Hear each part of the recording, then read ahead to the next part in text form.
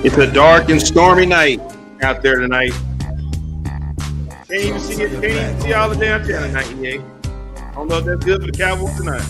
Talk to your back on the wolf pack.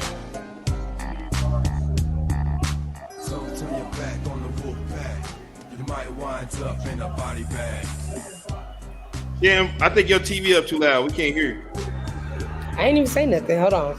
Yeah, we haven't said anything yet. I did. I just said it's a dark and stormy night outside. Yeah, but we hadn't said anything yet. We were still letting you. I kept hearing feedback. I kept hearing feedback. No, I didn't say anything. I was just dancing. Yeah, and I was waiting for you to get to the intro. I just did, fool. You didn't hear me. Oh, you just had no, I heard you. That was a little one sentence intro. Okay. Yeah, you know the show flows. The show flows much better when you're not around. I mean, very better. Thank you. I mean, you think you had something to do with that win over there at the AAC the other night? You really didn't. That was me. They won. Oh, really? Okay. No, that was me because I was so in the building. true. That was me. Well, it could because the whole crew was there except Kendrick. Kendrick right. was there in spirit. You're right. Were you at the game yesterday, EA? Which game? The Cowboys. The only people that played. No, yesterday? I was running it from home. We had, of course, the Cowboys theater, so we had all the hosts in there watching the game while they broadcast live. It's called Cowboys theater. The host got to watch the game while they broadcast on air watching the game. It was very entertaining. You mean that thing that me and Dalton used to do? I don't know. Yeah, kind of like that, but we had more jokes. So they're still actually they've done it for years. They've done it for years. So basically, they stole me and Dalton's idea. Not really, because I think they did it way before 2018. That was before 20. That was what year did we get a mark? That was 2018. It was 2018. Okay. I know the years. Yeah, well, I don't ever remember seeing the ticket do any broadcasts like that. Because you never listened to the ticket. Well, you know what? I'm glad you brought that up. That's a really good point. That is a very good point by you. Well, welcome in to hour number one of BFB, where, of course, I am the quality broadcaster, the advocate, and the front runner for tonight. Shams is having a good time because the Cowboys won yesterday. And I was a 5-0 sweep. All my teams won this week. All my team won this weekend. And she had some good barbecue yesterday. And I had some really good barbecue. That her father demanded that she bring some home. and he ate the rest of it today. There we go. Was that Winter's Barbecue, right? Oh, man. Winter's Barbecue is good. Oh, man. You be missing out on so much over there pushing buttons. Right, you be missing out. I don't know. EA, my whole entire family came out. You pissed mom, pops, everybody. That's the only thing. That's one thing I do regret. I want to meet the Shams family, but I got Desperados last night. My granny came too, even though she was questioning the size of her meat that was on her plate. Oh, yeah, she was not. She just felt that the chicken was too large. Where are you broadcasting from? Because there's an echo. You sound like you're in a echo chamber. There's only an echo on your end. There's no echo on mine. Yeah. Yours is fine. Walt had a. She says echo on your end, not mine, pal. Oh well, yours has a little bit too. So. It was in your car. Yeah, it's probably your headphones, Jabroni. No. Okay. Well, we're good. You. Thank you. Well, EA, what were you guys doing over there at the ticket when the Cowboys won? You guys. Well, we were having a good time, having a great Desperados. Great Mexican restaurant. Desperados, go check it out. Great Mexican restaurant. We were just celebrating a great win, but an odd win because you know what? Despite the fact of the score, it did not feel like it was that dominant. I didn't feel like it was that dominant. Not until at least the fourth quarter. That was the weirdest ever win I've ever seen for the Cowboys play. What was weird about it? The fact of the matter is that you had a defense that we was told was some of the worst in the league, and yet they were leading what 6-3 at halftime. And I mean, Dak Prescott. I know he was coming back from a injury and he was a little rusty, but the entire offense just looked just out of place, out of sync. And I thought it would be a little bit better. But in the fourth quarter, things got back to normal, and I think they really got. Though I will say this, Cowboys are lucky. There were a few penalty or officiating mistakes that kind of led on the Cowboys side, like ball placement and a certain interception that no one even challenged or anything. There were some. What interception? Are you talking about Trayvon Diggs? That never hit the ground. It never hit the ground. Go look at the replay. It never hit the ground. Even I question. They showed the replay. They showed the replay too. It never hit the ground. I watched the replay, but regardless, I mean that's challengeable. No one even looked at it. I thought all turnover plays were supposed to think. And another thing, the ball they didn't have to because they saw the replay and he hit and he went underneath. And the second officiating mistake, which went the Cowboys' way, or at least that goal line fumble, because right before the Lions ran all the way into what I believe, you go watch the ball placement, was supposed to be the 1-inch line, pretty much right on the goal line. They moved the ball back just enough, and then of course they fumble it right there. Now the Lions on their end fumble regardless. You don't fumble on the goal line. That's your fault. That's how bad that team is. Everything's going bad. But the ball placement, if it was on the 1-inch line, the Lions should have been able to get that touchdown. If they do score at that point, it's 13-10, and we don't know what's going on with the Cowboys. We don't know how the rest of the game worked. But because they fumbled there, the Cowboys go on and hold them off more, and the rest is history. The Cowboys take advantage. So there were some breaks in the third and fourth quarter that went the Cowboys' way, and I'm very happy for it. That tackle Sam Williams should have got a penalty on that body slam tackle as well. Yeah, but I'm not gonna say the officiating was terribly bad. I mean, you missed some calls. You just missed some calls. That Trayvon Diggs interception was a complete interception. If you go back, his arms and everything was underneath the ball. It never hit the ground. That ball never moved. We saw the replay live. Actually, we saw the replay. It bounced on his arm, I think. It bounced on his arm. So if it bounced on his arm, where did it So if it bounced arm, where is it bouncing? Either it's bouncing on the turf. Dodo brain. I'm saying, but I'm thinking it would bounce on the turf. EA. It was a clean interception. We saw it on the TV screen. I saw it too. I felt like I was watching something else. The ball never hit the ground. And I think you guys have too many. The ball was never going to be on the 1-inch line. Blue silver glasses on. And the ball was never going to be on the 1-inch line with the Micah Parsons. No, the ball was on the end. That was where it was placed. That's where he was. The ball carrier was ended. It was right at the inch line. The ref moved it back. Did you see where his knee was? Where the knee was and where the ball was at the time his knee hit the ground. It's supposed to be where the ball is. Not. I'm telling you right now, the ball placement. They even said it on all the things. Even the officiating experts came out. They misplaced where that ball was supposed to be. Because it was supposed to be right on the inch line. Now, regardless, it was still impressive to get the fumble because it doesn't matter. You shouldn't be even on a 1-yard line, right? If you're on the 1-yard line, shouldn't you be able to score from that easily? So, well, you can't. You got hey, EA, you want to know something? You want to know something? How I'm Nostradamus yesterday? Before the play hike, I said he's getting ready to fumble. Yes, you did. Yes. Okay. He literally said it as soon as they lined up. He said, "Oh, they're about to fumble. They're gonna fumble this." I said they about to get ready to fumble. And I'll be doggone. Yeah, they hiked the ball and ran right into a fumble. Well, I'm glad Shan's mentioned it because I guess DeMarcus Lawrence heard you, Walt, because he not only broke his blocker, he moved his blocker out the way, but at the same time took on the fullback, I believe. Then he went after the runner. The interception right here? Yes, that was the interception that EA claims hit the ground. Okay, go back. Hold on, watch you. See, it bounced on the thing. It bounced on his hand. Hold on, let's go back here. Well, we're gonna Zapruder this? Yeah. Okay, that's not a good angle. Yeah, I really can't tell anything from that. I wanted you to show the replay on this. They don't show the replay on this. TV had the best angle. The TV had the best angle. They I don't zoomed know if you in. go back even during the thing because I was cutting highlights for this game, so I had to go back and get all the highlights. Yeah, you When I Stews. cut Are you a Cowboy fan or not? Who cares if it was bounced on okay, fine. on the floor? What the hell is wrong with you? Trying to discredit the Cowboys. We got away with a call that we never get anyway. I know. What I'm trying to say is that we got some really good breaks in this game because the Cowboys they were lucky. There was a point. Remember Turpin's? I remember Turpin's great punt return. It was for almost 50 yards, and then guess what? The Cowboys punted on that. How do you punt on a great return like that? I think that was the first time I've ever seen that. I think that was the one. I think that was the one I was with Shams. I was like, Sham, now I want Mike McCarthy to put him in this. What'd she say? Drop him and go for it. Drop him and go for it. Pops is asking questions. EA, are you going to give credit for Micah starting 5 yards behind the play and running a 4-2 to catch him at the 1 yard line, not the 1 inch? No, Pop.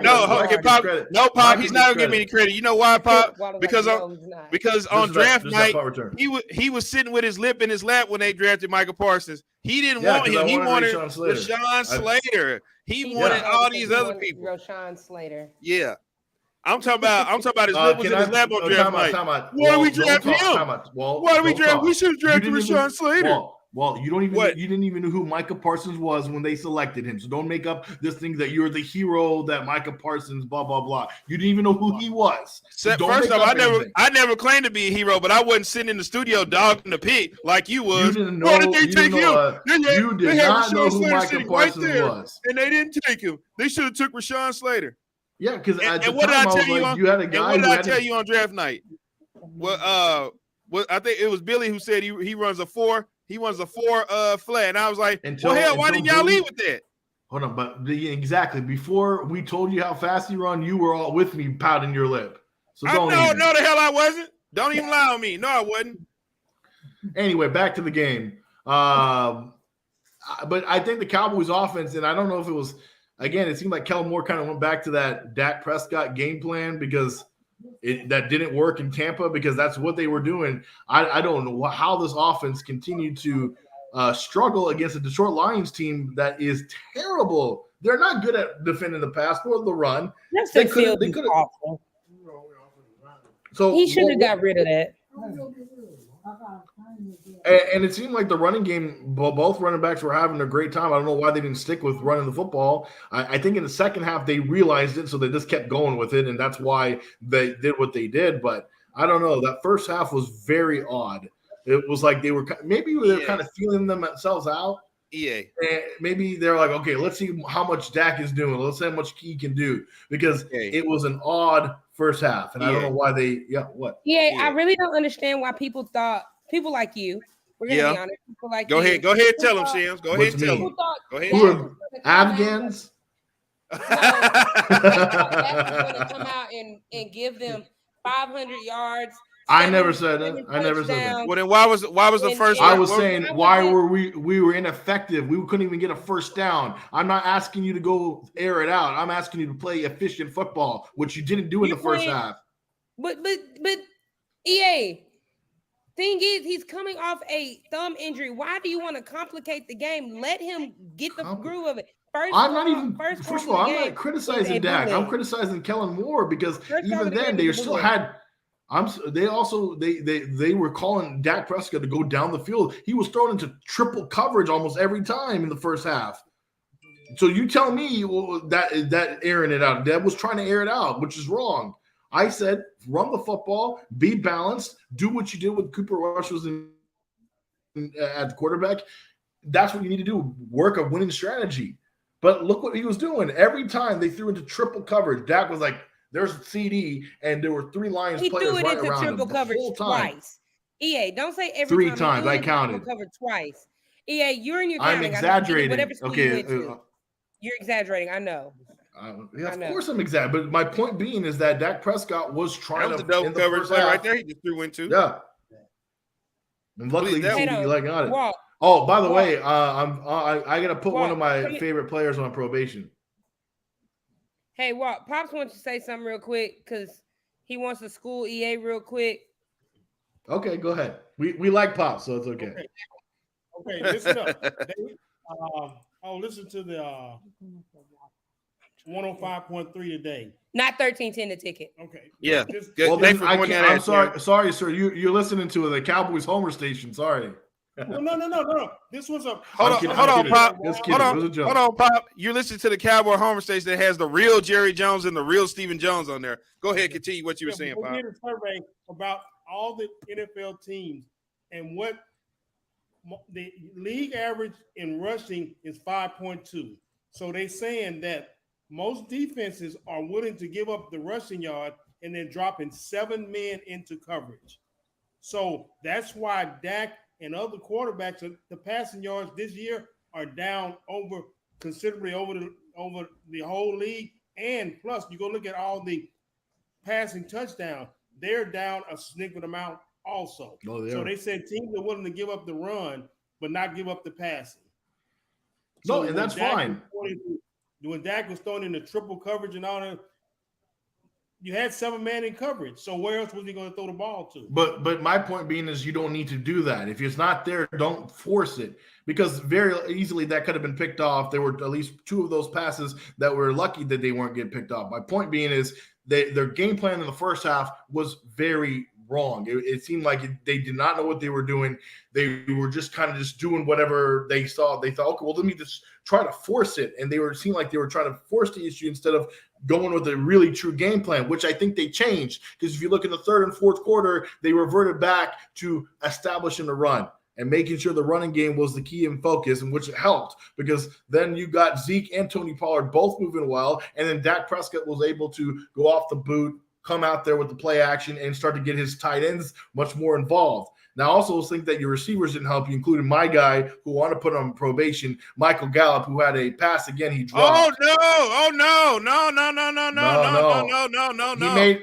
Listen, no, you wanted to pay him. You discovered him. You wanted to come and run around. I discovered Michael Gallup. I found our next best receiver. You didn't I know. But you didn't Pops, find him. It's like if Shams did something wrong, you love her, but you're Shams disappointed. never does I'm the same wrong. way. This is a false question.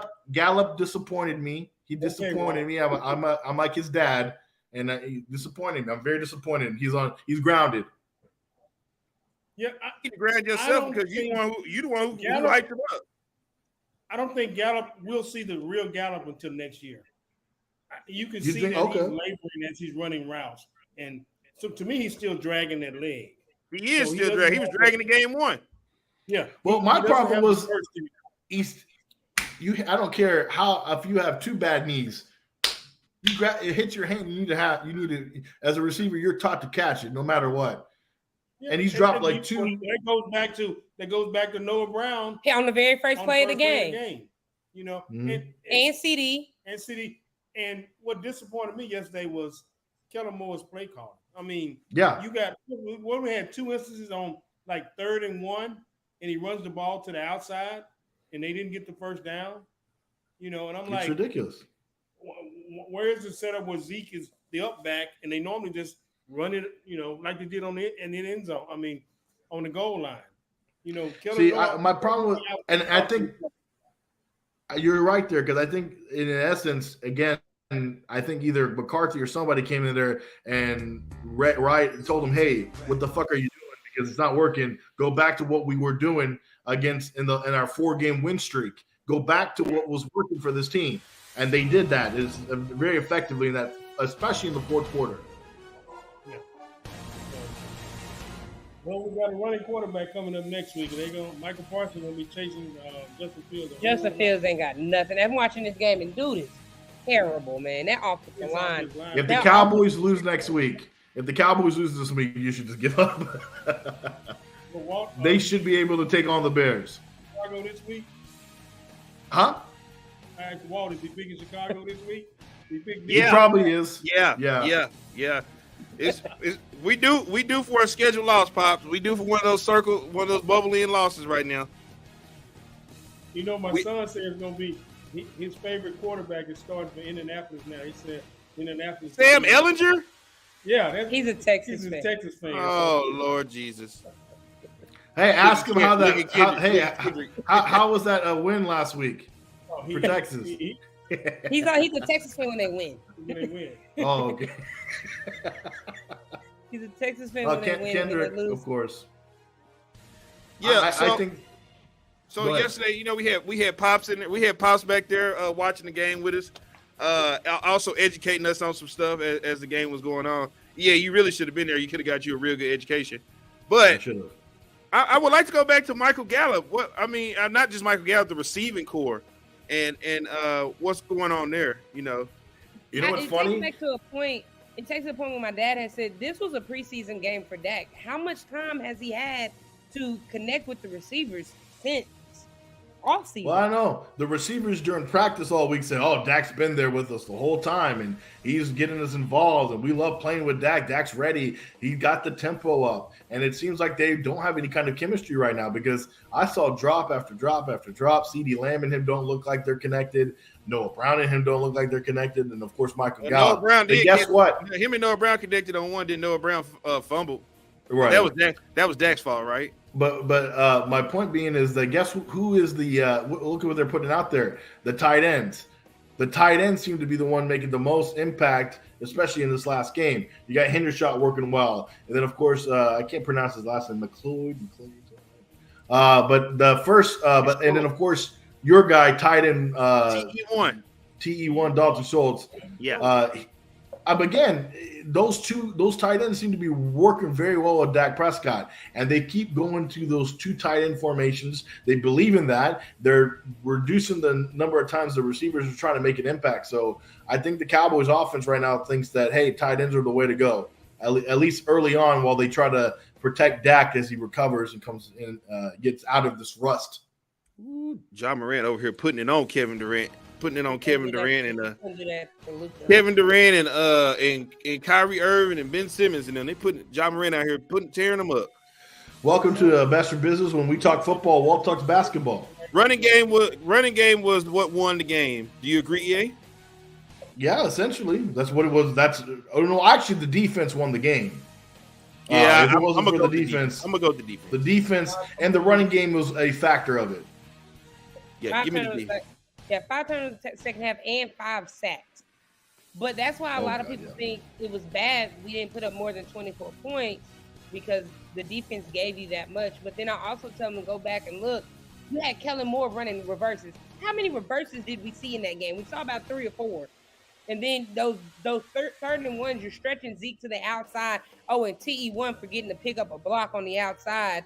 And instead of just running straight up the middle. Champ. Gotta let that go. No, we're not. Kellen Moore becomes brain dead when Dak is at quarterback. He was calling all the right plays for Cooper Rush. I got this agenda. Hold on. Here's one reason. I'm going to tell you why. Here's the reason why that happens. They're protecting Cooper Rush because he doesn't do much. Dak Prescott comes into the game. He's expected to do much more, and that's why the offense does change. They were running a base offense during their 4-game win streak. That's essentially what it was. They weren't doing much, but whatever they were doing, it worked because it's basic. Dak Prescott, you expect him to do much more with a much more expansive offense. And Kellen Moore thinks that, but guess what? Dak wasn't ready for it. Either he was rusty or not. So in the second half, they went back to the Cooper Rush playbook. But what word did you hear a lot in the second half when Dak came up to the line? Kill. Which my point being is that Dak does it a lot. I'm talking about go back to 2019, 2018, 17. As he's grown up, he's become that kind of quarterback where he says, okay, let me take advantage of it. So he does say kill, but he did that a lot in the first half. He did that a lot. So you got to understand, is it Kellen Moore's play gone or is it Dak's checkouts that are causing them the problems? We don't really know because we're not in there, so we can't tell. Kellen Moore. Why you can't just sit there and just say Dak isn't part of the problem? Yes, we can. If you want to be a Kellen Moore apologist, please go do it. I'm not. I've roasted Kellen Moore countless times. It sounds like you're Kellen Moore apologist around here. Okay. I really, since all last year when I tried to roast him, Walt, when I did, you criticized me for roasting him. Yeah, because I was like because you were roasting him for no reason. And then when he decided not to get that job interview, or when he went for that job interview, that's when you turned your little because he turned his back on us. Who the hell is Kellen Moore to go get a job? He ain't Even that though good. even though Dan Quinn did the same thing, but you didn't. No. No. Dan Quinn was doing listen, we knew Jerry wasn't going to. Nobody's going to hire Dan Quinn as a head coach. Dan Quinn is stuck with the Dallas Cowboys. I don't think That's not true. Well, Next year. Gone after this year, probably. If they wanted him, they would have signed him. Nobody wanted him last year. They probably want to wait another year on Dan Quinn. he'll But be in Carolina next year. oh no, Dan Quinn in that Super Bowl really hurt himself. Really hurt himself with that Super Bowl. You want to make a bet on it? And listen, trust me, Jerry knows what to say to get my guy Dan Quinn to stay. He already did it. We already made him a couple promises that's probably gonna happen. Just have to wait a little bit, you know. Well, regardless, pretty soon, one guy's gonna be out, and Dan Quinn will be. Okay, well, now we're in this season at least. Going forward, the Bears game. I think I need to see another game of the Dak ramp up. Let's see what happens in the Bears game. What he can do against that defense. I don't know who this DB is on the Bears that just snagged a one-handed pick. Did y'all see it? No, I told you I refuse to watch that game. It was so nasty. Just went up, snagged it, and it was nasty. Yeah. But I'm definitely refusing to watch it now that I know Mac 10 is out. They kicked him in the groin area. He was laying out. Mac Jones went down for a slide and put his foot up. Go boy in the testicles. That's not a good pretty picture, is it? I'm already feeling it. Off, and that was the pick that benched Mac Jones. I just feel like this is one of those games where Dak should have over 250 if your receivers catch the ball, if Kellen Moore calls a good game, because it's another get right game going into the bye week. You need another get right game. We go into the bye week 6-2, 5-2, 6-2 if we win this game, and you come out and play the Packers, who God knows what's going on with the Packers. You come out. He took that ivermectin. I'm so sorry for thinking the Gallup was any good. Yeah, well, that's what EA need to be saying. He needs to be apologizing. He's good for toe tapping. That's it. I refuse to. I might be mad at him, but I'm not going to talk bad about it. That's my son. That's my son. Yeah, you're gonna be having a new son pretty soon. I guess so. I think they can take the Bears easily. I really do. I think that this at least listen, here's the good news. Regardless of what goes on in this offense, whether it be Kellen, Dak, whoever is going on or what's the problem, this defense, we can all agree, is leading this team this year. And the good news is the NFC is wide open this year. It really is. I think there's only two teams that stand in the NFC's way for the Cowboys. Philly. That is the Philly and the Niners. That's I don't even think the Niners stand in the way, man. Yeah, the Niners, their defense is really good. Defense is good. Niners defense is good. And they just got Christian McCaffrey, so if he stays healthy, he's going to help their offensive attack get to another level. What's the key word you said in that? Healthy. No, if. You said if. Oh, yeah. What hurts the Niners, they have a tight end and two receivers. And Debo and Ayuk, they killed us last year. And they got George Kittle's back this year. Mm-hmm. And then on top of that, Christian McCaffrey, again, if he is healthy, he will destroy you because there's no matchup for him. He is one of the best. I thought he was going to tear the league apart when he got drafted. I was that excited for him coming out of Stanford. I thought this kid was going to change everything. But again, he had the Sean Lee disease of getting hurt really easily. So I'm starting to think everybody who you believe in does not do what they're supposed to do.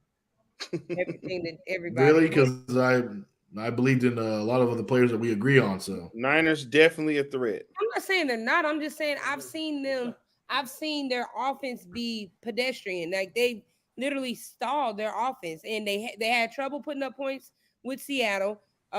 This past week, I mean, they're us. Yeah, essentially, we have a great. So what? Good point, EA. They're us. They have, but here's the thing: they have a good coach, Kyle Shanahan, and that's the thing. That's the difference. Whoa, so what do you say about why they're a threat? We got two good coaches. D'Amico Ryan on defense. Oh well, yeah. What you say about our coach? You think Mike McCarthy / Kellen Moore can outcoach? The only coach that we got is Dan Quinn that is somewhat reasonable that we can work with. Other than that, you have two coaches on offense that are both idiots at times. It's one of those things where you just got to sit back and see. But again, the defense you got to wait to see if the Giants hold up. I mean, the Giants are 6-1, man. All right, keep on. I keep trying to tell you to stop with that. Oh, they're not gonna hold up. They're not gonna hold up. I saw them. Cooper Rush beat them. If Cooper Rush beat them, they're not that good. Okay. Okay. Wait, what? That doesn't make sense. We beat them with Cooper. No matter. They're not good. And they've actually played some good teams. They have. He said the long travel and everything.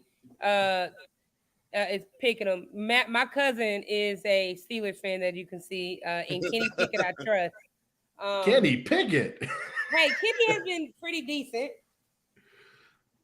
Kenny has been pretty decent. Yeah, okay. I wouldn't put trust in him, but okay. If you want to put trust in Pickett. My daddy said, yeah, Kenny Pickett, because all he been doing is throwing picks. Just throwing picks out there. But the only threat in the NFL this year is the AFC, really. The AFC is Bills. The Chiefs. I was going to finish. Bills, Chiefs, Chargers are not a threat. Yes, they are. No, Justin Herbert. Herbert has regressed this year. It was my fault. I called him. I said, but he's all right. Yay, overhyping people. I didn't overhype. I just cursed them. I picked him to go to Super Bowl. He's missing Keenan Allen. And then Mike Williams is hurt now. So Keenan Allen. And now they lost and their offensive line is hurt too. Yeah. So, I mean, outside of the Bills and the Chiefs. Hold on. No, it's another team. Who? Don't forget about them Dolphins. Yeah, Dolphins. Dolphins, they might not be. They're a sleeper team. Dolphins are a sleeper team. If Tua can play quarterback, sure. Oh, Joey B over there getting he heating up too. He getting back in stride, and I'm glad we had him early because we beat him. Yeah. Oh, I guess this Cooper Rush beat him. Yeah, he's not any good either, right? You see Cooper Rush beat Cincinnati Bengals. Oh, yeah, exactly.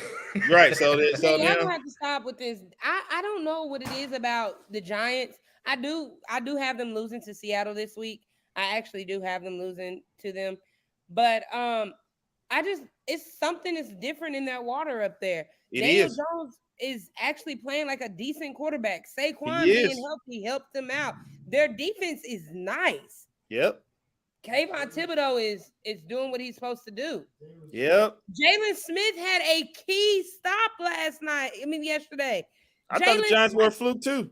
I thought they were a fluke. Jalen Smith, it had a key stop while LVE over here don't know what gap to go to. Like, it's like they switch bodies. I'm so sick of your LVE, bro. Like, tell you right now, don't worry. The Giants are nothing. It is a flash. Somebody threw that one out there. Cleveland Browns. Oh, yeah, with Deshaun Watson comes back, but who's to say that they're not too far behind when Deshaun Watson comes back? Yeah, they're not. Deshaun, and plus, by the way, I want to see what happens because is Deshaun Watson going to come back and then have all this on him? That he starts to does it ruin his get pressure on himself because he's dealing with all this outside noise. So we'll see what happens with Cleveland. But the Cleveland Browns aren't a threat right now. I mean, so let's look at Cleveland. They got the Bengals. They're gonna be a wild card team. That's gonna be a good Monday night game, by the way, next week. Cleveland and the Browns. I mean Cleveland and the Browns. Yes. Yeah. Love Cleveland and the Browns. Cleveland and Cincinnati. Then they got the Dolphins. Oh man, this is a brutal stretch. Bengals, Dolphins, Bills. They might go. And we're talking about Deshaun Watson's not coming back until week 11. He has an 11-week suspension. Yeah, so he'll come back week 12. He comes back against the Texans. They say he might get another suspension because they just had another girl foul on him. How? But he comes back against the Texans. That's the funniest thing. The only thing with the overall AFC, again, like we said, Bills, Chiefs are my two front runners there, and they're really good. On the NFC, though, I'm telling you right now, if the Cowboys play their cards right, they can still make the playoffs as a wild card and still be a pretty good damn team. because right now who in the NFC South really scares you outside of Tampa, and Tampa is imploding right now. There's nobody else in the NFC South. Took that L to them. That I don't know what it is. I'm so mad we took that L opening night because after watching them against Carolina and Atlanta, it's like yuck. Well, Giselle didn't. That's when Giselle wasn't divorcing him yet. That's why she started divorcing right after that game. Yeah, Tom Brady ought to be ashamed of himself. That's okay. He should be ashamed of the way he played football yesterday. Well, he wants his woman back, but she don't want it. She's with Pete Davidson now. Look like the way Antonio Brown keep posting the pictures, she look like she with him. Right. Okay, time out. I know I gotta ask this. What is up with him and like really going after Tom Brady? Like a lot of people, went after him. So why is he seeming like Tom Brady, the guy who opened up his home to him? Some happened behind closed doors, obviously. Well, enough to where he's talking about Giselle, like he's all over it. Yeah, well, he felt some kind of way about way Tom Brady handled him leaving Tampa Bay. Right. I guess so, because he's going after him. I might have to put my Tampa Bay Buccaneers polo on, make them feel better about themselves. Where they just over here just losing these, where they just dropping these games lately. Yeah. And then you look in the NFC North. Chance brought it up. Aaron Rodgers, whatever the freak is going on with him and that team. The Vikings might be the only good team in the NFC North right now. And again, it's Kirk Cousins, so you can't trust him. And then in the NFC West, only the Niners are really that good this year. Maybe the Seahawks are a surprise team. Wild card. Didn't I tell you? I told you what the Packers' problem is. Brett Favre trying to figure out how he under investigation and Aaron Rodgers not under investigation for stealing money. Right now, you could continue to see, and I'm telling you right now, wait for this possibility. You're going to have 3 NFC East teams make the playoffs. And I'm not talking about the Commanders. Well, hold on. The Commanders might be on the comeback. They got Heineke back in there. He coming there and put out a dub. Stop. And he beat the Packers. Stop. He beat the Full Packers, stop. man. Full stop. Let's stop. He beat the Packers. That franchise is a walk-in trash bin. Yeah, I think it's over for what's the name too. Carson Wentz just got benched. His career is over with. No, he didn't get benched. He got hurt. Oh, he got hurt? I thought he got benched. I was going to say. Well, hurt. even still, if he got hurt again, he got butt hurt. That's what he did. He got butt hurt. That's a really good point by you, EA. All right, let's take a break real quick when we come back. Let's look at the Cowboys schedule and see who they got. Is there another loss for the Cowboys right now? Because I really don't see one. Right now, looking at this. There's a trap game. There's a trap game coming up. Oh, there is a trap game? Yeah, we'll talk about it next. Okay, all right. Well, when we come back, we'll figure out what the trap game is right here next on BFB. I think that the way that we play defense is just collective effort overall. I think it's something that Coach Kidd has stressed since we all got back. And so it's nice to see us holding to those principles. And you're holding teams with 31% shooting from three-point range. What are you doing to chase them up in three-point range? Again, just contest, with a high hand. Understand we have help behind us and trust our teammates that they'll have our back. So just doing everything we can to get people off the line. There hasn't been a Luka Zion matchup since almost 2 full years.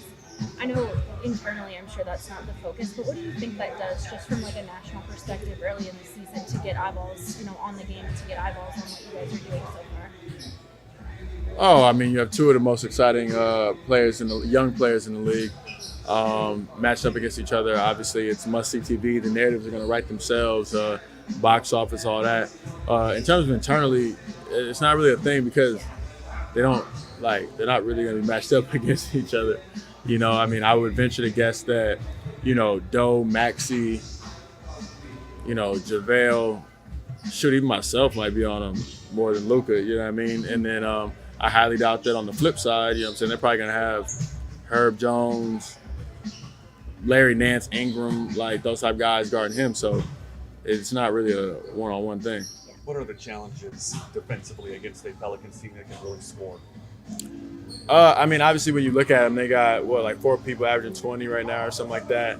They've got a jump shooting 5-man. Zion is dynamic. Obviously, Ingram and CJ are all-star caliber players. So, they got talent across the board. To your point, Ja Morant was coming up that 49-point game against Houston the other night. Yeah. And Ja and Luka was matched up against each other. Do you get a sense that Luka say, hey, I'm going to show you who's the boss here with the 21 points he got in the first quarter? Well, Luka's a super competitive guy. Again, I don't think that he thinks obviously anybody can check him or anything like that. We have confidence in him to score and make plays with the best of them in the league. As far as Ja, I mean, I think it's kind of similar to Zion, right? Like he's not gonna really be matched up against them primarily. You know, they might get switched on to each other. Of course, that happens throughout the flow of the game. But I think his primary matchup to start the game was Bane, maybe.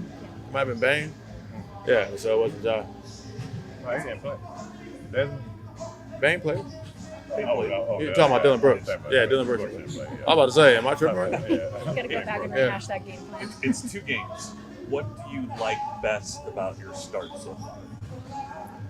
I mean, I think obviously I've shot the ball pretty well, and then done my best to make sure that like Tim and Seawood are getting shots in the second unit. And as long as they're scoring effectively, then it's just kind of my job to make the right calls and play the chess game the right way. And then if they're not, then be a little bit more aggressive and go make plays myself. So I think it's kind of like the way that I see my role right now. And then obviously when I'm with Luka, being ready to spot up and shoot.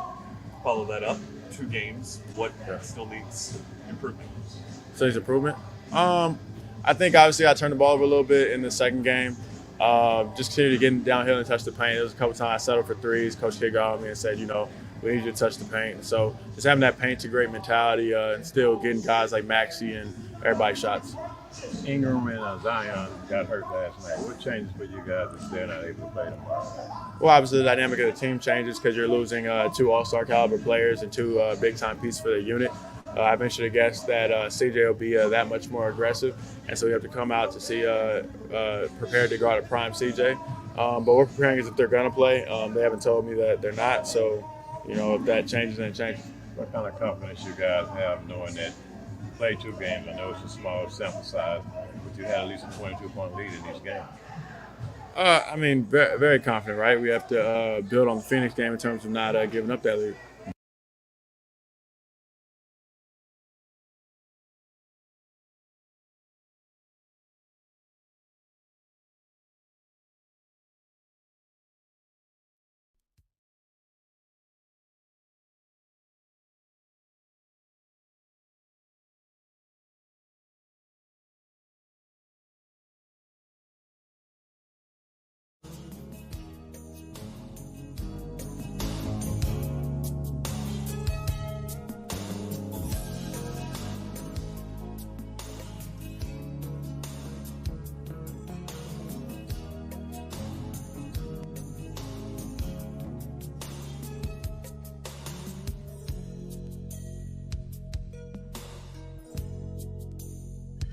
It's a dark and stormy night out there. Yeah, you can't even see downtown. Just covered up out there, man.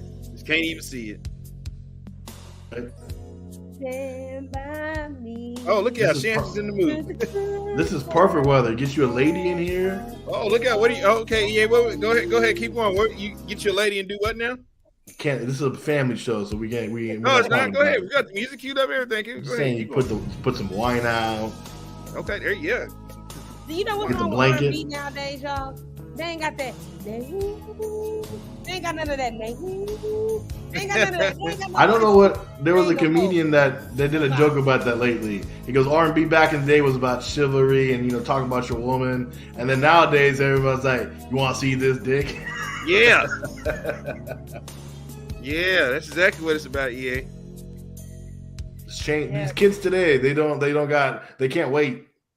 Yeah. It's about They instant can't. gratification. Instant They gratification. cannot. EA. I work in the school. Trust me. I have people as young as 5th grade talking about, Coach Niles, somebody came up and asked me, do I know what SEX mean? I was like, Go read a book. Guys, I don't know what it means. I said, what does it mean?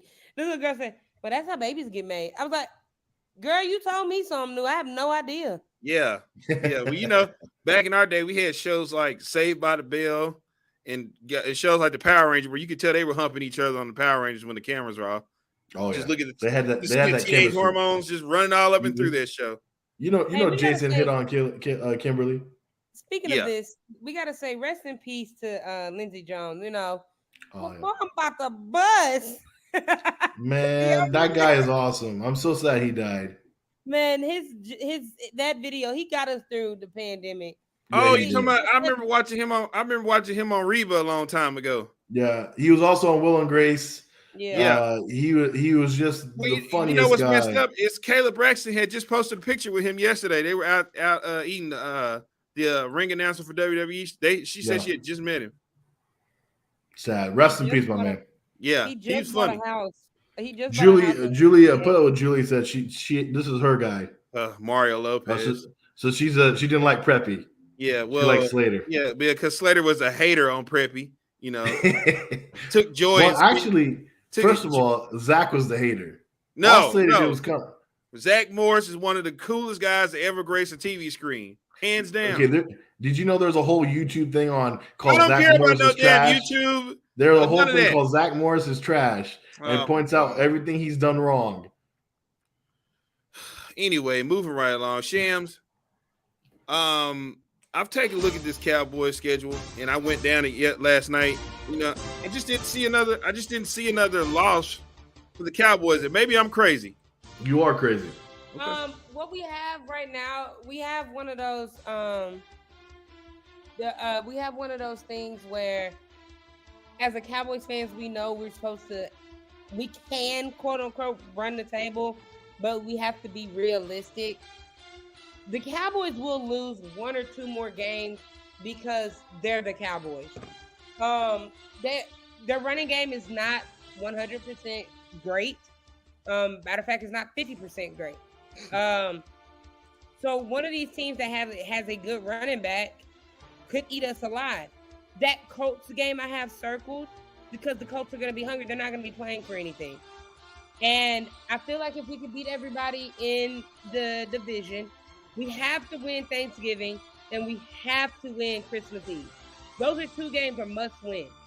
Must wins. Even though I feel like if we run the table to Thanksgiving, you win Thanksgiving game, who's to say we're going to be playing starters come Christmas Eve? Chance, hold on 1 second. Put on Julie's comment here because I got to call her out for something. We will lose because wait for it. Oh, wow. The Dak haters. First off, timeout.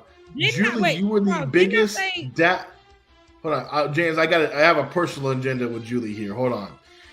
Julie, you and I went back to back because that was during the 2016 when Romo was sidelined and you were all hamping up for Dak Prescott. You wore a Dak Prescott jersey to the show almost every time just to make fun of me. You kept throwing that in my face, and now you're going against Dak Prescott? Are you kidding me? Wow, Julie. Wow. Yeah, essentially the Metroplex has already turned their backs on Dak. But Julie, she was like one of the first people to jump on board with I Dak. know hardcore Dak fans who have turned their backs on Dak Prescott. They come into the barbershop every week and they say, no, don't put Dak back in. Keep Cooper Rush in. Keep Cooper Rush. Don't put Dak back in. I hear this on a regular basis at barbershops now. I did the poll. I told you guys before the game of why people don't want Dak. They have not come up with a great reason. Nobody has a good reason they don't want Dak. Nobody has a good reason. And Julie does this right here. Go put Julie's thing. Because they're saying that, let's start new. So you want to throw everything away and just start new with the new quarterback when that can leave this team. And I'm feeling racially motivated here now. Dak is whack. Dak is whack. Oh, can't keep the hashtag rush. I thought we went from hashtag rush hour to hashtag no hour. I don't think. I mean, a part of it could be racially motivated. You can't rule that out, but I think a lot of people. Julie, don't get it twisted. Julie thinks Dak is still hot. Yeah, Julie don't want him as her quarterback anymore. Julie would, Who does she want outside of Cooper Rush? Because she knows Cooper Rush is going to fold, and he looked god awful against the Eagles. Who? Yeah, Julie. She did turn her back on Romo. She did turn her back on Romo. All these people want to keep getting new quarterbacks. Bro, you're never going to advance in the football system if you just keep getting new quarterbacks. Hey, listen, whoever you are, put your name so we can say hi and reach properly. People like Dub Sham. When they see who are we gonna go get? Who's in the draft right now? You can go get right now. They don't want the draft. They want Cooper Rush in because they want Dubs right now. Okay, and Cooper Rush lost to the Eagles and threw 3 Yeah. interceptions. Oh, He Shams, gave you a hot one loss, Shams. Come back from it. Dak has All one right. loss, so why can't we just Did you see? stick with Did you the see hot what? hand? Did you see what Cooper Rush was ready on that sideline yesterday? Had his helmet on, had his hands on his knee, on his hips. Y'all about to make me He mad. was ready. He was ready to get in there, Shams, in case Y'all Dak about to Prescott make me mad. didn't go well. It's been 9 years. How much longer are you gonna It give ain't him? been no 9 years. It's been 7. Yeah, Julie, I don't know where your adding came from. All right, let's go through the schedule right now, just to see, because I do think there's a trap game going up. All right, so Bears Cowboys, I'm pretty Oh, I confident. give you that. It's the Bears. No, they're going to win against the Bears. Oh, okay.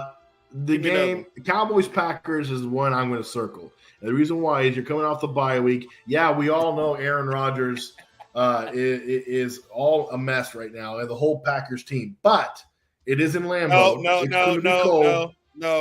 No. Mike And McCarthy is going home. Mike McCarthy is going back. He's gonna pound that rock and win that game. We going to Lambeau to get a dub. You think Mike McCarthy is going to build this as his revenge game against Aaron? Yeah. Okay, well, he better get a lot of watermelons because that's the only way he seems to be motivating his players. Oh my God! Through Let the fruit. watermelon thing go, man. Come on, man. And you know why? Because you know why though? He probably eats them afterward. Go get the watermelon. You ought to be ashamed. You ought to be ashamed of yourself. They're body shaming that man like that. You ought to be ashamed. I'm not body shaming. I'm a big guy too. Yeah, that's what I'm trying to figure out. How you making fun of this guy? You got to be ashamed of yourself. But that's a trap game. Cowboys Vikings at Vikings. I can see that as a potential upset right there. I'm sorry, the Giants suck. They're gonna win Thanksgiving Day. Chance pointed out. So remember, they do have a fancy running back, Jonathan Taylor Thomas. You know him. Mm-hmm. He was on Home Improvement. From the tool man son. I like to call him Jonathan Taylor Thomas, but again, that guy helps the Colts win, so that's a potential game. How about this? How about this December 18th, Cowboys Jaguars, Trevor Lawrence? What a perfect time to make yourself known to the league by beating the Dallas Cowboys. And of course, the biggest one. Is that here or in Jacksonville? That's in Jacksonville. Ooh, we're going to Duval County. Duval County. Oh yeah. I might have to give me a Jaguars polo for that one. Oh, okay. Oh, you're already picking. Give me an L. Give me an L against the Jaguars. Give me one. Wow. You think you got your back? You got T-Law? You got T-Law, huh? Yeah. Give me T-Law. Sunshine. Get it out of this camera. Sunshine.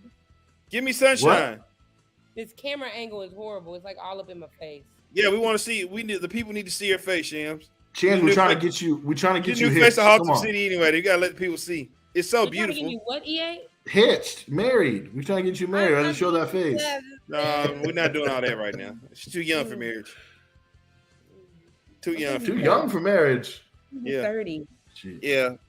Give it about 30. Give it about 32, 30 or 3. You'll be ready to go then. Yes. Perfect timing. Perfect. Yeah. And then there's another one right after on Christmas Eve. You play the Eagles, but guess what's next week? Cowboys. We're gonna get that one. We're gonna get that one. The Cowboys Titans. Oh, yeah, we beating the Titans. They ain't got nothing for us. Okay. Malik Willis will be starting by then. He probably starting this week too. And then you end the season with the Commanders. So already there's like 3 or 4 games that are potential trap games. But how do you feel I'm about this right now? Take it. But the Cowboys defense to me is for real now. So regardless, I think the Cowboys are going to be in. Barring injury, we have to stay healthy. And yeah. We just lost Jordan Lewis for the year. We just lost our center on kick, whatever. I don't know. Who's the guy that just got hurt and was sent to the IR, the center guard or whatever? We just lost him. Oh yeah, Matt Willisco. Yeah, so we just use your rookie backup swing tackle. Yeah, but we're getting Tyron Smith back. He can sit down. I mean, no. Oh no, not you. Tyler Smith was getting 8 alive yesterday. He was He was getting 8 alive yesterday. But did you notice? But did you notice they made adjustments in the second half and he did much better? Aiden Hutchinson was killing him in the first half, but in the second half, Tyler Smith held his own. I'm not saying he had a perfect game. He did not. And in fact, there are some statistics. My guy Connor Lefsey, who covers the draft, go follow him there on Twitter. He was like, if you look at the numbers from weeks 2 to 5, Tyler Smith has actually been struggling a lot. Yeah. So John Oling told me, I read his tweets and he broke it down. Tyler Smith has been bad. Who's also been Terrence Steele. He's been okay, but he hasn't been great. I never thought Terrence Steele to me is just But again, the offensive line has to continue their play. But if this defense stays healthy, I'm telling you right now, they're going to be wonders. You never had this defense wasn't playing like this last season. Yeah, That's it's special. that's why we keep saying that the team is trending upward. It's special. Oh, it's special. Rookies QD. What's QD? What is that? I don't know. Awesome video. Thanks, Jonathan Hey, Taylor. he's the running back for the Colts. Thank you, running back for Colts. Are the Colts scouting us for Sunday Night Football? Was that what they're doing? I mean, it's 2 months away, but okay. Yeah, who's gonna talk about? Hey, EA, I might take a. We got Sam Ellinger in there. Yeah. Yeah, give me 1 week of watching Sam E. Sam E go. Let me see Sam E throw the football a couple times. I might take an L on that one. Do it well. I might take an L on that one. That's one of those games Jonathan Taylor may have 200 yards. Some kooky might happen. I might take, and it's a Sunday Night Football game too. It is. Yeah. Okay. I might take 2 to 3 more possible L's. Do we see the Giants taking a lot more L's than more than 2 to 3, so we can end the season 12-5? Yeah. Well, it'll be hard because the Giants, they essentially have the same schedule as us. So I don't know about them. We played a whole NFC north or south all in a row. North. We played the AFC. We played the AFC South and the NFC North. All down in a row. Mm-hmm. The next couple games. So let me look at the Giants schedule. Okay, the Giants take on the Seahawks. That's a potential L right there. They take on the Texans, the Lions. Come on, man, that's 2 dubs. Texans might Here's my thing with the Texans. The Texans almost beat, who did they play yesterday? The Raiders. They stuck in there because they just had a bad turnover at one point. Because they were winning 20 to 10 or something like that. And they blew the lead. We all know Giants let teams start hot, and they don't like to play into the fourth quarter for some odd reason. I don't know about that. We'll see about that. But I think those are 2 wins for the Giants. I think other than the Seahawks game, I think their next L is coming against the Cowboys on Thanksgiving Day. So we'll see. Then they play the Commanders. They're going to beat the Commanders. The Eagles, they could lose to the Eagles. Man, you better put some respect on Heineke's name. Well, we're not gonna even talk to you anymore if you keep bringing up the Commanders and respect and Heineke and all that. We might just have to just mute Heineke. You better put some. I think going over the schedule, kind of going forward, is kind of fun. But to be honest, if you're a Cowboys fan, just take it week by week because this is what it is. This is a week by week league. Things change in the NFL so drastically. It was a brutal week in the NFL. So many players got hurt. Mm-hmm. And you never know what's going to happen on your team, so just take it by week. So all we got is it's Bears week now. It's Tuesday. Get ready. It's Bears week. We'll see what happens. When they watch this, most likely it's Tuesday. So it might be Tuesday already somewhere already. EA. Yeah, it's Tuesday. It is Tuesday somewhere in the other part of the world. Well, coming up next, something that's near and dear in my heart. We got to talk about those Mavs. Looks like we all were in the house this past Saturday night. I came by Media Row looking for Vosh and you, and I saw EA, and then that's. So you weren't looking for me. Yeah, and then Chims had that wardrobe malfunction. Oh, what? Yeah, yeah, like Janet Jackson. EA. What? It was like Janet Jackson at the Super Bowl, except she kept it together instead of Janet. Janet just couldn't keep it together. All right. Well, we'll talk about that and the Mavericks next. And curious points allowed. What can you say about the way your defense has played these first 2 games? It's only 2 games, so it's great. Hopefully, we can finish at the end of the season there. There's a lot of things that we're happy about, but there's a couple of things we got to work on. So, but it's a good start. What are you doing to chase teams off the 3-point line? You're only giving up 31% to shoot. Yeah, well, conscious effort in this league. Today, you see the scores are pretty high.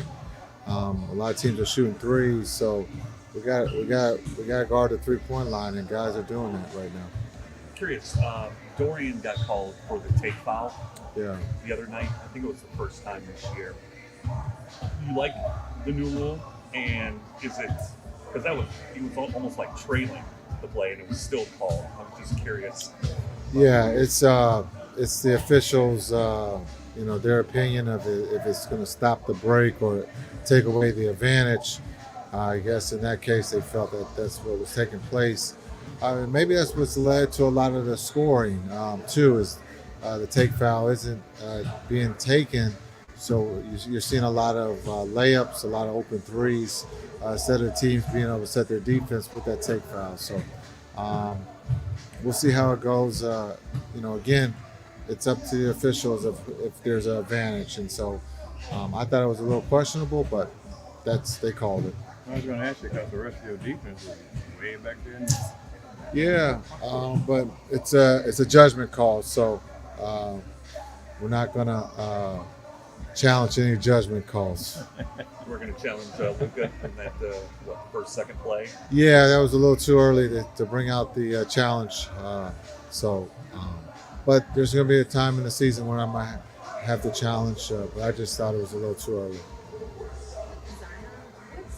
What are unique challenges in preparing for a guy that you don't have like fresh, real, legitimate tape on in almost 2 years? Yeah, well, he's one of before he got hurt, he's one of the best players in the league, and he causes a problem.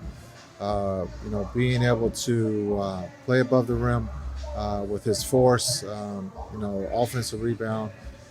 He can put the ball. He can control the offensive end quickly. So we have to box him out and make it tough on him. And then again, transition. We gotta locate him because they will throw the lob to him, and he gets out and he can run just like a guard. So we gotta be conscious of where he's at on the floor.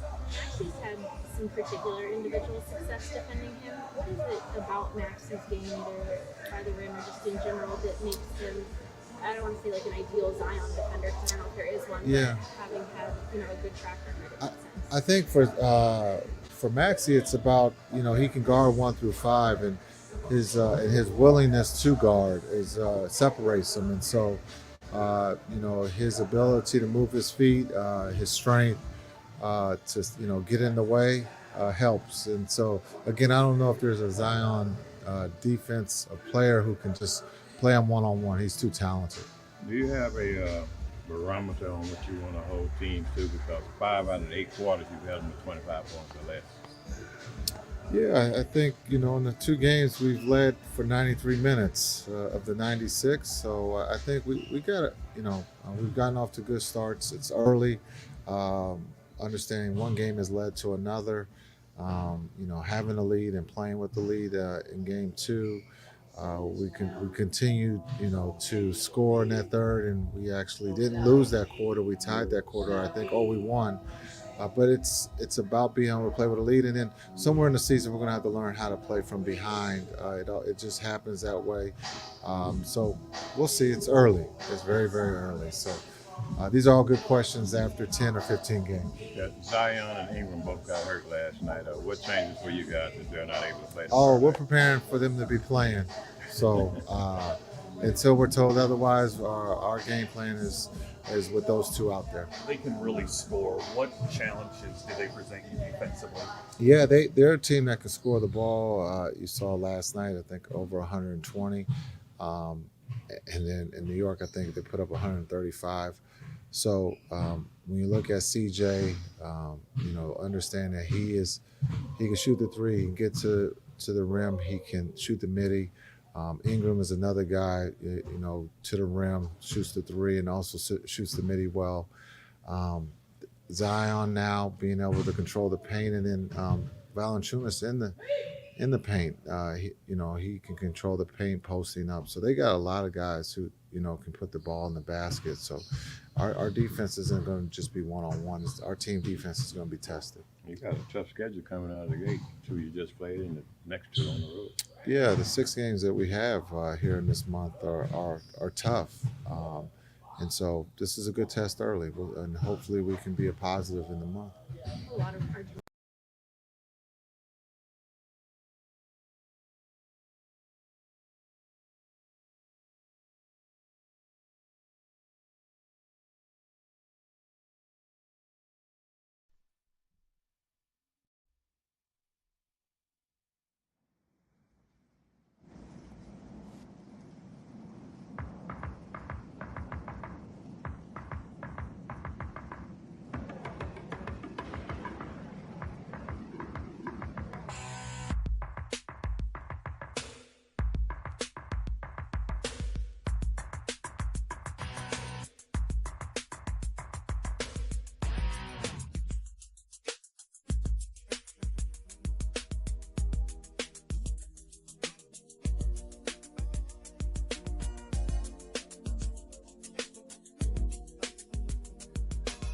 Oh, look at downtown. It's never been so cloudy out there, EA. Just a dark, stormy night out there, man.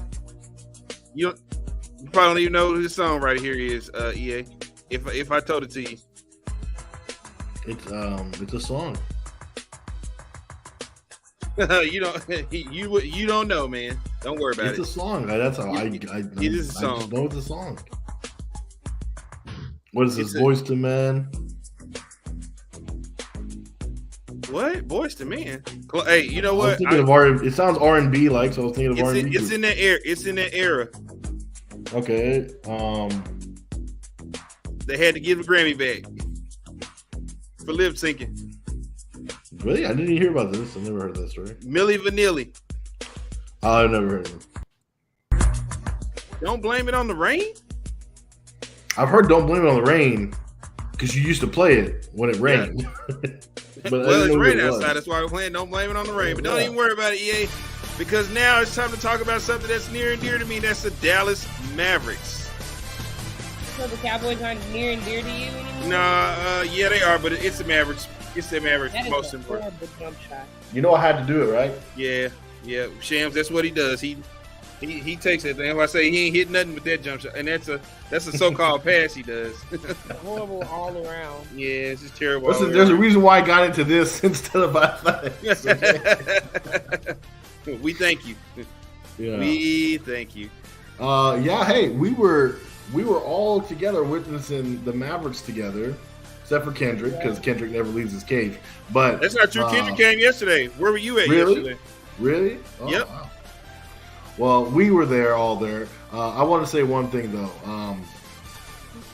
If I come there on Saturday next time, I better not see you in my seat. Well, you know, EA. The seating arrangement changed when we saw a certain somebody that was there, so it didn't matter. Yeah, that's true. Yeah, so it didn't matter. But we had a great time. Shams, was great seeing you there. It was great seeing Bosch, even though he was wearing the Orioles outfit. And I was like, well, the Orioles aren't playing at all. Something tells me it was a Saturday and Bosch was already in the streets when that happened. I figured. Yeah, because best friend, his wife was at the House of Blues while he was there at Mavs game. So, they were out before the game, I believe, probably. Get into trouble. This is very true. But we all were witness to what, at the first quarter at least, was the MVP. I'm just calling it right now. The MVP, Luka Doncic. Because good God, he was just taking whatever he wanted. Fire. And he did a little dance. I like the little skippy dance. Oh, that yeah. He did after Oh, yeah. 1-3. And My friend got in the group chat and was like, "Yo, I have Luka 31 points for the entire game. He got me 21 points in the first quarter, so he knew it was a good night." But it was something about that entire offense that was just coming. Spencer Dinwiddie was playing nice. Reggie Bullock and Dorian Finney, they both played good. Christian Wood, in 2 games, my Rockets friends are saying that give it some time. He's going to make me mad. But Christian Wood looks like he's happy to be here. He made the comment of saying he hasn't been in a playoff environment and an arena that sounded like on Saturday night. Mind you, AAC was buzzing. It was loud in AAC. The only time I saw it go down was in the fourth because it was already a blowout and people were leaving. That was it. From the first to the third quarter, it was rocking. We want Jaden Hardy chants going, and then Tyler Dorsey got in there and knocked down 10 quick points. And my little section that I was in, they were happy for Jaden Dorsey. Unfortunately, he didn't hit a basket, but the entire game, the crowd stayed in it. I don't think Memphis got closer than 15 points. Of course, when at the beginning of the game when it was like 6-2 or 6-4, something like that. I don't think Memphis led in this game. They didn't. Luka had 21 in the first quarter in that game. Yeah, and then I remember I was watching because when we all sat down, I was like, well, at the beginning of the game, it was Luka, he will make a shot, then Morant would make a shot. And I was like, is this the Luka Morant show where, hey, anything I can do better? You know that song? I thought they were going back to back. I was like, we're about to have a show. But very early on, Luka just started to just pace away, and, Shams just disappeared. Okay, keep going. Okay, anyway. But he started to edge away, and Luka just dominated. Morant had a decent game. It's just that very quickly the Mavericks defense, which you have to give it credit for, started to play really well and just kind of just irritated Memphis's offense. They really couldn't get anything going. Now, whether or not that was due to them being tired, because I know they put a lot of energy in their win the other night against against the Pelicans, right? Where Morant went for 49. Whether it was because they put too much energy into that win, I don't know. But the Mavericks kind of clearly, stymied their offense, and it led to a big, huge Mavericks explosion there on the other end. Very true. Memphis wasn't even close. Going over the stats on the post-game show the other night. Everybody got to play this game. As we know, that's starting to be a thing with the Mavs that Jason Kidd does in the home opener. Everybody gets to see the floor. So everybody got. And he was joking. He told us in the post game he was joking. It was like, "Oh, yeah, this was all part of the plan." And then Tim McMahon was like, "Are you sure it wasn't due to the blood?" He goes, "No. The whole council and everybody agreed to this." And everyone was laughing. Like, they were in a good mood during post game. Luka, Christian Wood, they both really just were in a happy mood. And of course, winning by almost 30 points does that for you. But I don't know. There's something different about this team. I was a little worried going to the season because I thought the loss of Jalen Brunson was going to hurt them. I'm glad that it's going to hurt them in games like Phoenix. True. But then again, look what the Mavericks did. The Mavericks are still in that game. The Mavericks still, even when Phoenix made a comeback, the Mavericks are still in it. So my point being is that I don't know. I'm thinking going forward, and this team lost, still and they lost. Okay, why are you trying to put like a wet blanket on it, man? It's not. I'm just saying they lost because they were at some points of the game where they needed that one player who can just go to the basket and just get them a basket. Okay, and you know what? It's weird to say, but Christian Wood could do that, I'm not saying he's going to be Christian Wood's not a put the ball on the floor and go to bed. He's a stand outside and shoot guy. Okay, well, it was working. They needed somebody. All Phoenix Suns did to the Mavericks was they ran the Mavericks the other night. That's all they did. Okay, yeah. That's all they did. In the Mavericks, as I said before, all that walking the ball up and moving slow. Sometimes that's not going to work all the time. You gotta get jiggy with it. True. And you know what's funny? I think in the course of the regular season, that's going to take its toll. So I do think that the Mavericks will be a lower seeded playoff team, but I do think they'll be a playoff team for sure. I don't think.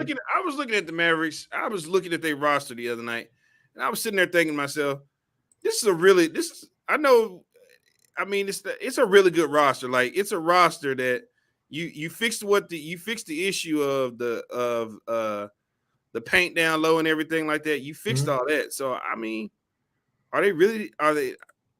If you can get something out of Tim Hardaway other than 5 and 10 points, you actually might have something. You might. And like I said, I think their range this season is anywhere from what it was last year. 4 through 7 is their range. I don't know if they can be a top 3 seed because I think the Clippers, the Warriors, and I think even Phoenix. I think Phoenix is still going to be pretty good this year. You missing the team. We see the team you leaving out is we see them tomorrow night. The Pelicans. The Pelicans? No. Yeah, boy. I gotta hold on. Let's just wait and see what happens. I'm sorry. I watched it last night, boy. So what? Yeah. See, here's your problem. We're going off one game.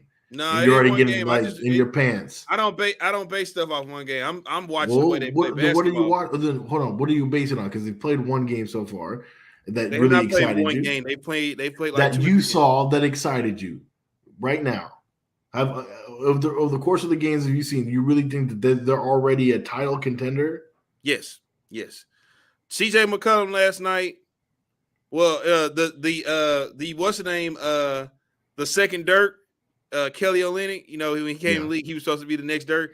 He actually took the game away from him last night. But CJ McCollum really took the game over and dominated.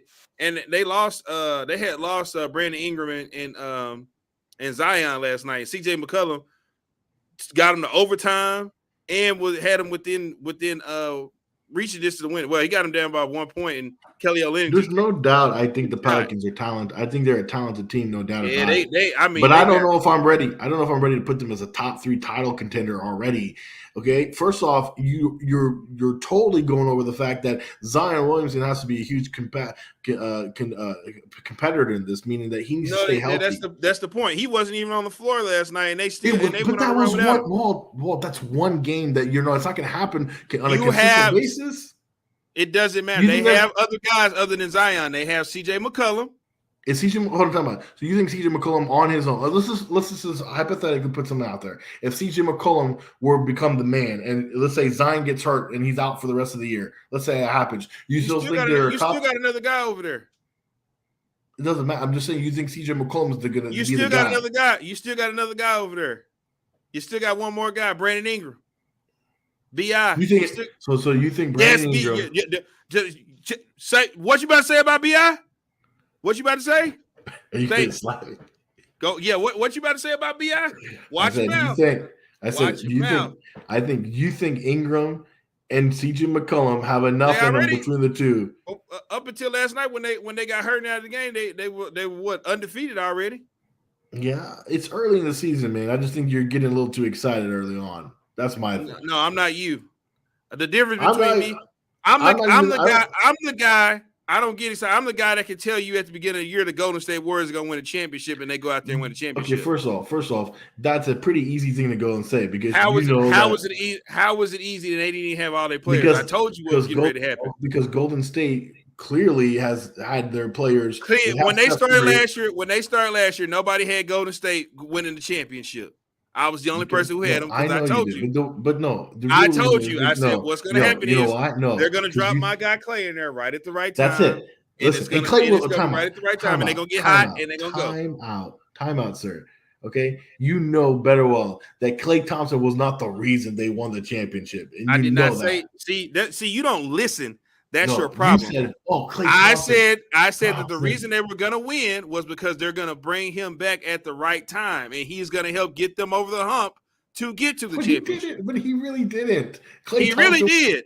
No, he wasn't. I guarantee you they would have done the same thing without Klay Thompson. He was not the missing piece for them. Come on. Are you out your damn mind? Come on. Are you out your damn mind? You're better than that. Are you out your damn mind? You clearly didn't watch the Golden State Warriors last year. You clearly didn't. I watched them. I saw Klay Thompson was a non-factor for most of it. There's no way you can sit in front of this camera especially in the playoffs. In the playoffs, I'm not talking about the playoffs. I said he's going to come back and catapult them to the playoffs, and they're going to take it from there. We know who's going to close it out. It was Steph. But they were going to do that either way. And Clay They were wasn't not going to do that without Klay Thompson. They were going to get into – listen, we all knew they were going to get into playoffs and become They weren't going to be a high of a seed. They were the number 1 seed. Yeah. They weren't even number 1 before Klay got there. When Klay came back, that's when they got the number 1 seed. So I know you're a man crush. Listen. What the hell are you talking about? No, listen, you just don't pay attention. If you quit mashing them damn buttons over there, 1310 the ticket, and watch these damn games, you know. I do more than listen. First of all, I do more than that. Yeah, whatever. Yeah, whatever. Up here time. Anyway, I'm a jack of all trades. It's because Klay, when Klay came back, they went to number 1. Oh, okay. Immediately because Klay Thompson, because he didn't take time to readjust and get back into the game and do all that. And all of a sudden, I watched the games, dude. It wasn't like a dominant. Klay Thompson, his first game back, came back and dunked on somebody. Oh, a dunk. Oh, my God. A dunk. Wow. I didn't know dunks catapulted you to the number 1 seed. All I'm trying to say is. Let me ask you, who got a championship and who didn't last year? Okay, yeah, I thought so. Yeah, and that was predicted. And that was predicted by your boy. Now, am I gonna put the Pelicans to win the championship? No. Right now, if I had to choose, I might say Boston. Boston might be back doing this thing.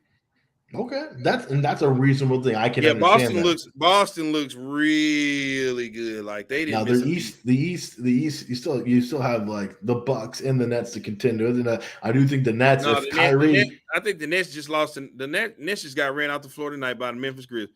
John Again, Morant 12 went out there and put it on them. Listen, it's not even November yet, and you're because you know what, it's November, but y'all already saying the Lakers out of it and they suck. No, I never. Well, they do because they don't have anybody. It's only November. Well, no, we can tell. I'm saying the Nets had one bad game. You know what? The Nets looking like the Lakers right now. The Nets really like the Lakers right now. Okay. Well, all I'm saying is the Nets, if they got Kyrie and they got Ben Simmons and they got guess Kevin what? Durant. It ain't working. Okay, we'll see. It's not November though, so let's just chill on you're looking at teams and already. No, because you want to sit up here and say the Lakers suck and they not gonna do nothing. So what's the difference if me saying Brooklyn ain't gonna do nothing? Okay, fine. The Lakers, I haven't put them out yet. We'll see. No, they're done. They're done. They're done. They're done. So they're done. Yeah, they done. They done. Okay. I tell you what, the longer they keep Westbrook on the team, the longer they done. They done. They out there. I'll give you this, and I might sound like a homer right now, but I will say you this: the Mavericks can stay healthy, and if they can pull off a trade, I can see them. I actually, unless it's Westbrook, or it's a really good 3-point shooter, because that's really all they need is a good 3-point shooter. They could get somebody like a Malik Monk or somebody like that, or God. Who's some other? I've been looking at some other players. If they could just get like somebody like that, like a Malik Monk or somebody, they could just catapult them. They need somebody to be a better Tim Hardaway. Exactly, somebody who can pretty much. They need. You know what they need? Well, I guess you got Dinwiddie's that. I was gonna say they need like a CJ McCollum. They need a 6 man that's gonna come off the bench and just give you that. Exactly. And that's what I'm thinking. And if they can pull off that trade and stay healthy, I wouldn't put them past them if they can get into the second or even the Western Conference Finals again. You need somebody like a Kevin Huerter or a Joe Harris, or you just need a straight up knockdown shooter to come off the. Because Reggie Bullock ain't it. Reggie Bullock ain't it. He ain't hitting nothing this year. And if they get Joe Harris, that would have been nice. But I don't think that's possible. But why? You can get him. He's already paid for. I don't know if it's pretty hard to get any kind of assets right now. I don't know if anybody's willing to come trade. Ain't nobody. I don't think you're gonna get a fight from Brooklyn about Joe Harris. You never know. No, they're not gonna put up a fight. They already paid him, and he really ain't did nothing. So they'll give him away. So if it works out, I think that then again, Luka also needs to. He has to play at that MVP level almost consistently throughout the season. But I will say this: the Christian Wood addition is reminding me of something from the 2011 championship team. And I said this on Twitter and it's the not saying he's the same guy, but I'm saying the Tyson Chandler effect. Tyson Chandler came in here and he was that physical dominating center, and he came in there because I'm going to show you what you guys are missing. He came here on a 1-year deal trying to prove it as well. Same thing Christian Wood is trying to do. He's on here technically on a 1-year deal, and he's trying to prove himself to get a bigger payday. He is already instantly, so far, with the interviews I've had with all the different Mavericks players, them talking about Christian Wood and how they're playing well with each other, they're in love with this guy. They love it. They love his energy. They love how he can not only shoot the ball from the outside, but the guy can clean up at the rim. The guy can play some pretty good defense. He said he just needs to adjust because he's still trying to learn the different kind of defenses that the Mavericks employ. But overall, he's loving the way he's coming about it. He said, I'm okay with coming off the bench. Now, I know back in 2011, that was technically what Tyson Chandler was supposed to be because Brendan Haywood was supposed to be the starter. But very quickly, Tyson Chandler became the starter, and there was no question about it. It's a little different here because they're keeping Christian Wood as a bench player. But I'm telling you right now, maybe in a month or so, if Christian Wood continues this, I wouldn't be surprised if he becomes a starter. No, I mean, right now, Coach Kidd has got it to where he's got both of them to understand. He might not start right now. It just depends on the matchups. That's all it's about. That's all it's about. It depends if they play. I promise you, when they play Golden State, JaVale McGee is not starting. No, when they play somebody with a small lineup, he's not going to start. Yeah. That's all it is. It's just about matchups. And so if he can be the Tyson Chandler of that, I'm not saying championship. Don't get me wrong on that. I'm not trying to say championship, but you could have a special season, a very competitive season this year, the way Christian Wood is engaged and the way he acts with his teammates. I really think that, and I got to give Nico and them very much a lot of credit for this. They lost Jalen Brunson, and they really kind of screwed that up the way that went about. But they made up for it a little bit. They did. I'm not saying they perfectly rebounded because they didn't replace Jalen Brunson, but to get JaVale McGee and Christian Wood on this team, that's helping. And so far, this is working so far. We'll see how it happens. You never know. It could blow up in their face, but right now, I like what this Mavericks team is arrows pointing right now. Yeah. It's almost like the Cowboys. Like they're trending upward. Mm-hmm. They're trending in the right direction. So you can't really just be too mad at Look like the Patriots quarterback, the backup quarterback got hurt. Like Mac Tina's coming back in. Yeah, he down on the ground. He ain't moving either. That's not good. Yeah. I don't know what's going on there. Well, the Bears that's funny because the Bears, that's who we're playing next, and they're doing a pretty good job on the Patriots right now. Well, let's see what happened here. Okay, he got hit. Did he get hit late? He was on the ground with it. Was he going for a block or something? What happened to him? I'm not watching the game, so I can't see. Well, okay. I thought you were watching. Okay. Well, they'll figure it out. But yeah, like I said, the Mavericks trending in the right direction. It's almost like the Cowboys. It's like it's going to be a surprise. It's going to be a surprise season. They're going to surprise you again. Well, last year was a surprise season for the Mavericks because nobody expected the Mavericks to go that far. I didn't think they could get out of the first round, but they did. Yeah, so. Especially when Luka was gone and the team just kind of. That was crazy because you lost Luka for at least the first 3 games at least against the Jazz, and you're like, well, we can't beat him, and then they surprise us. Then you get to Phoenix, and who thought of that, of going to like Game 7, and then the Mavericks just winning that. And then I was surprised that they even went as far as they did with Golden State. I mean, they still pushed Golden State to as far as they could. So all Golden State did was go super small on the Mavericks. Yeah, but all they did. I'm not. I think this year, if things go right, Mavericks fans should be very excited about this postseason. You have the Mavericks have a roster now to where if they need to go super small, they can go super small, and they can adjust really well. Right. If they need to go big, if they need to go big, they can go big. If they need to go small, they can go small. And another thing is, Luka's, I think, bought in and focused a bit more because, I mean, we didn't see this early on. Luka always looks good, but we haven't seen him like this level early on. Usually because he's usually trying to catch his breath from eating all those donuts. But oh wow, Well, I'm just Wow. saying he was a little Wow. chubby last year at this Wow. time. Chubby and still was giving it to him. They still couldn't do nothing when he was That's true. fat and slow. Well, now he's lean and mean, and he is putting on a show, and I'm excited. I can't wait for Saturday to get back in there to watch it live. I don't know if this guy got ejected or what. All right, let's take a break real quick. When we come in, let's go above the rim. We were just talking about a guy a few minutes ago, Russell Westbrook. Man, it's not looking good for him. Is there any way to save Russell Westbrook? If not, well, we'll take it. We'll find out. Let's take a break when we come back. We're going to talk about Russell Westbrook right here next on BFB.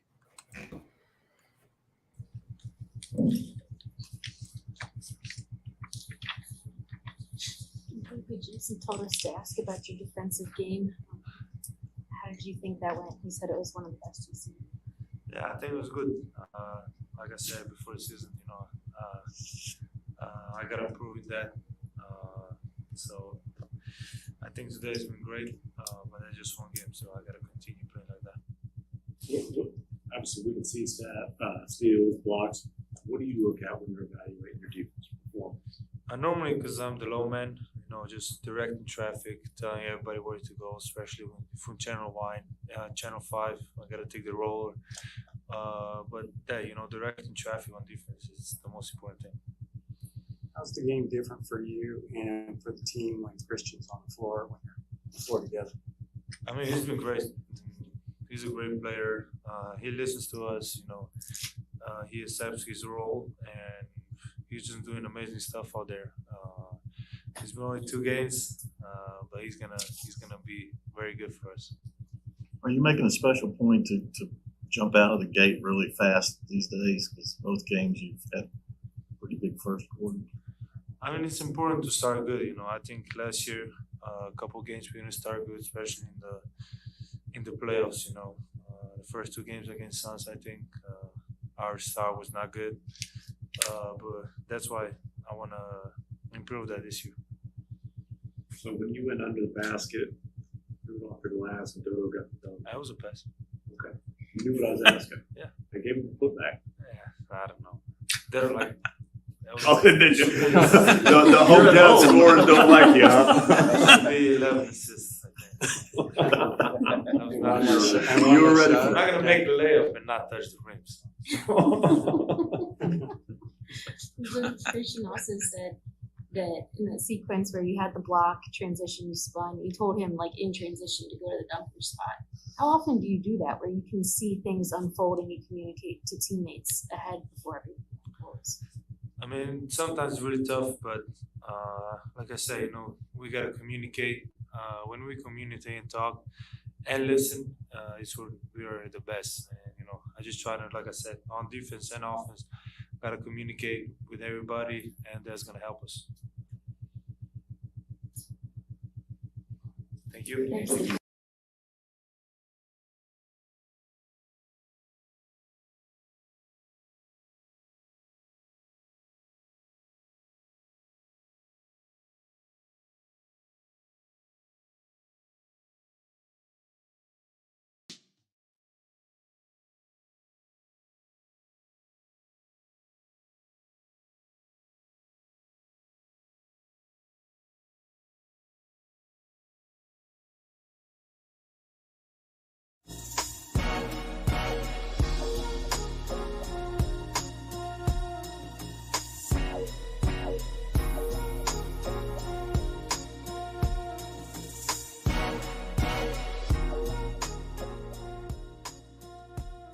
Oh, shout out to the beautiful Ashanti.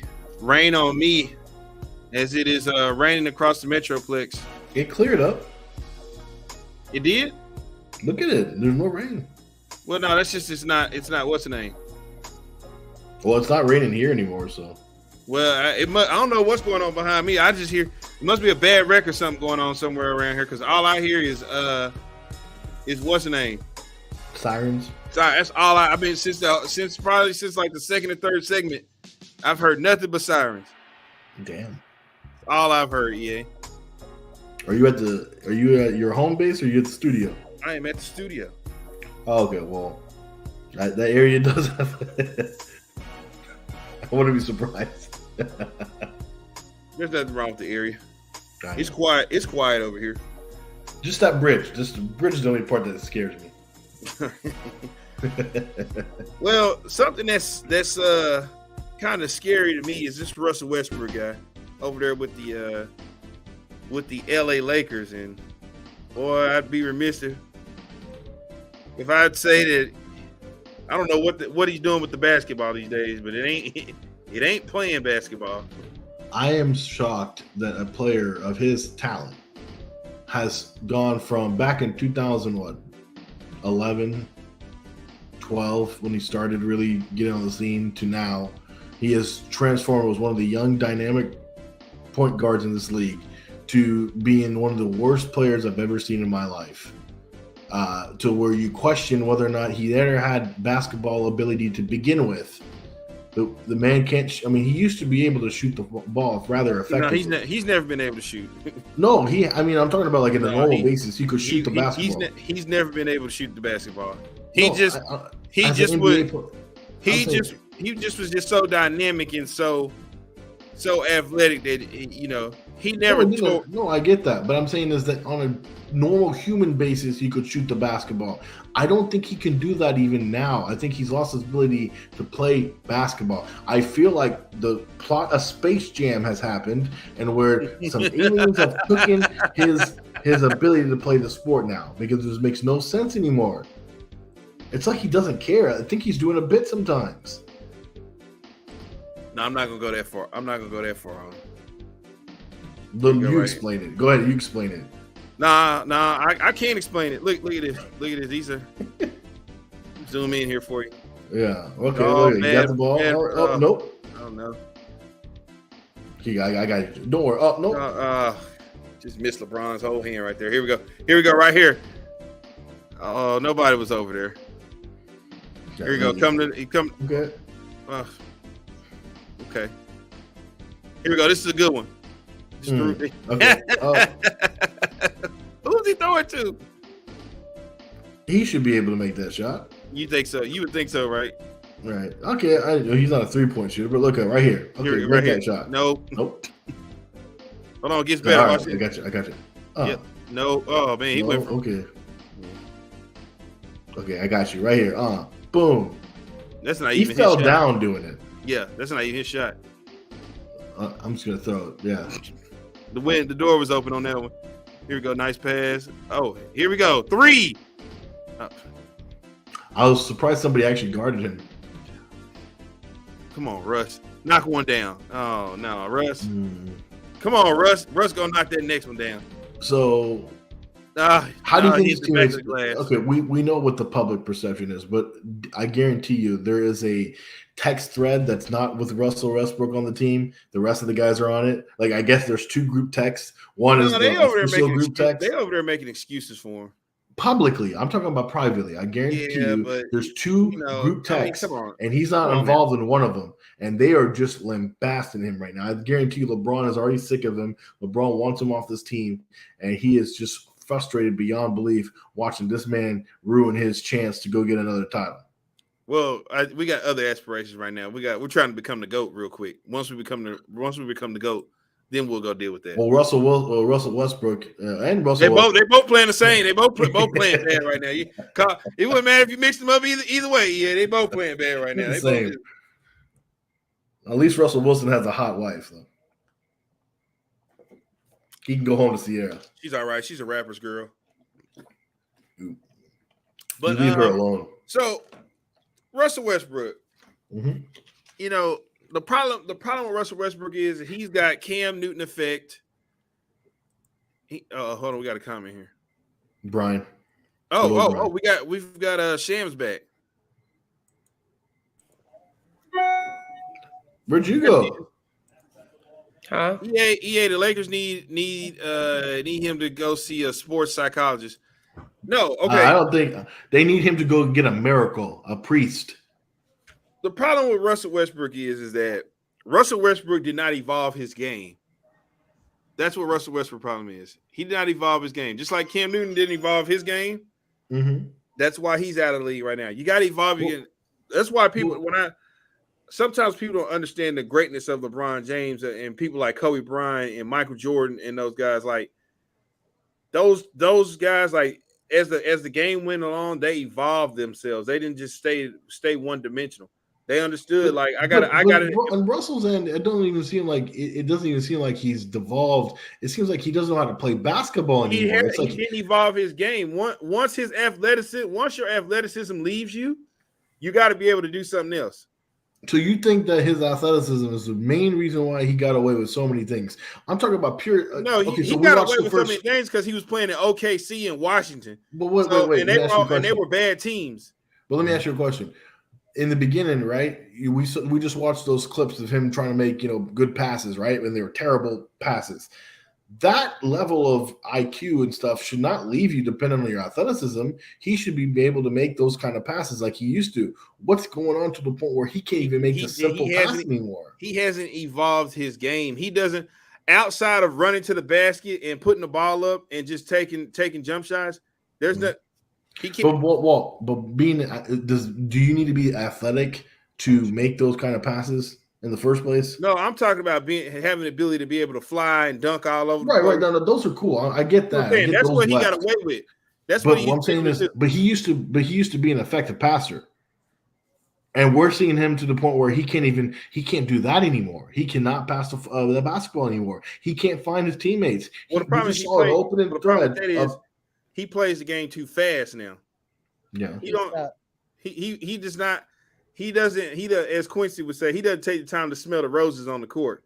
He gets the ball and it's like, oh, I got to go, boom, and score. I got to go do something. His mind is focusing on trying to get a point, score, so he can be like, well, I scored, so I got that up off of me, and it's just not working. I mean, I don't get why LA is still holding on to him. He don't want to be there because they haven't done a real.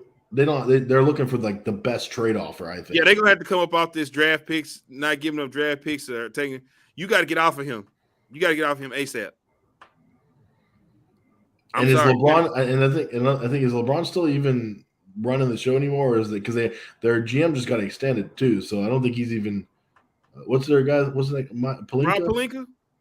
Is he still running the show? He's still running the show. Right? Pelinka said the other night when he went 0-for-11 against the Clippers. Was that the Clippers or the Warriors? When he went 0-for-11, he said he came out and said Russell Westbrook was on the hot seat for going 0-for-11 and 0-for-6. Well, hopefully LeBron is also in there in those negotiations as well. Because if LeBron really wants to get his GOAT status like you want him to, he better get that man off his team because he is ruining it right now. Yeah, the Lakers look just terrible. I haven't sat and watched one Laker game, but I watched the first game of the season. But there's no chemistry with that team, and they just look bad. AD, y'all probably already said it, but the side of the backboard three, and then that Russell Westbrook shooting that shot with all that time left, and it was something about that 83 that Nurkic didn't even go out to defend. It's just the Lakers are just a bad team. Yeah, we know it's early, but something has to give. I honestly would trade AD too. I would consider trading AD. Well, it depends. Here's the thing, though. You would get a lot of offers, but you would get a lot back. You would get more back for AD than you would Russell Westbrook. You would, but here's the problem: what do the Lakers have to be also realistic in what they're trying to trade? Because other teams know they're going to be desperate to get rid of one of them, right? So they're going to play hardball, and they know that AD has his issues because AD does. I mean, the Lakers. All the Lakers got to do is ask for some draft picks back, and probably because let's be honest here. Well, then hold on. Here's the thing. Let's be honest here. LeBron has he signed a 1 or 2 year deal, so his next year is a player option. Okay, so once that happens, LeBron can decide I don't want to be here anymore. My son's getting ready to get drafted, and LeBron is gone. So you already it's just gonna be AD anyway, and at that point you might as well just go and start the team over. Do you rather them do it right now instead? Just bite the bullet and go right into tank mode right now. It depends on what I can get back for him. I say yeah, but I mean at the end of this year, if it don't go right, somebody got to go. We know who ain't leaving. We know who they're not going to get rid of. Here, that brings another point. LeBron, I think, listen, I am a LeBron guy. I love the guy. I think he is better than Michael Jordan. I don't care what people say. I think he's the greatest player of all time. I don't like how Wait till we pass Kareem, then we'll be the go. Okay. But I don't like how he's handled the post, Cleveland run now, because since then, after he won the championship there, he's made bad move after bad move. Look, he got the title in LA. That's great. But after that, I mean, he's made these terrible GM moves constantly, and they don't work out, and nobody calls him out on it. And now the Lakers are just kind of, all this mess they have is because LeBron keeps trying to here's the thing. Make it work. The thing. Yeah, if there was a pie, LeBron would probably get 25% of it. But the other goes to Rob Pelinka, because Rob Pelinka put the rest of those guys around. He got rid of everybody. But he did it because LeBron told him to. No, not everything was because LeBron is going to take the fall for get Russell Westbrook. And AD. I mean, AD was possible. I mean, he got AD. He got a championship with AD. So that plan was successful. Only one. But after that, what's going on now? That's what I'm saying. And then now he's gonna have to eat Russell Westbrook. Now everybody in the world knew that him and Russell Westbrook wasn't gonna work together. So wait a minute, whose idea was to bring the veteran AARP crew last year? Was that not LeBron's idea to bring in Dwight Howard and all those old guys? Yeah. And those are all stupid ideas, though. Did you really think Melo and Dwight Howard were going to help you win championships? No, he didn't have nothing to do with Dwight Howard. They just bought Dwight Howard back. Well, Melo did Carmelo. That's just him bringing his buddy on. So you're wasting valuable space on your team because LeBron goes, I feel bad for my guy Melo, so let me bring him on board. Him and Melo boys, but supposedly him and LeBron fell out, so they're not even cool no more. is the story? I guarantee you, I would have been shocked if because there was all the drama with the Phoenix Suns. If they had decided to get rid of Chris Paul, I would have been shocked if he didn't end up in LA. Because LeBron would love to play with Chris Paul. That would make them super slow. But it don't matter. Actually, LeBron would love to play. Chris Paul would probably be good for them, but that's not. They need Chris Paul and they need shooters. That Lonnie Walker kid is pretty good, but you need somebody. They need a straight knockdown shooter guy. So Shams, let me ask you this: in terms of just Russell Westbrook, do you think it's just done? Do you think he's done, or do you think that he could maybe thrive on another team? I'll take him on the Mavs right now.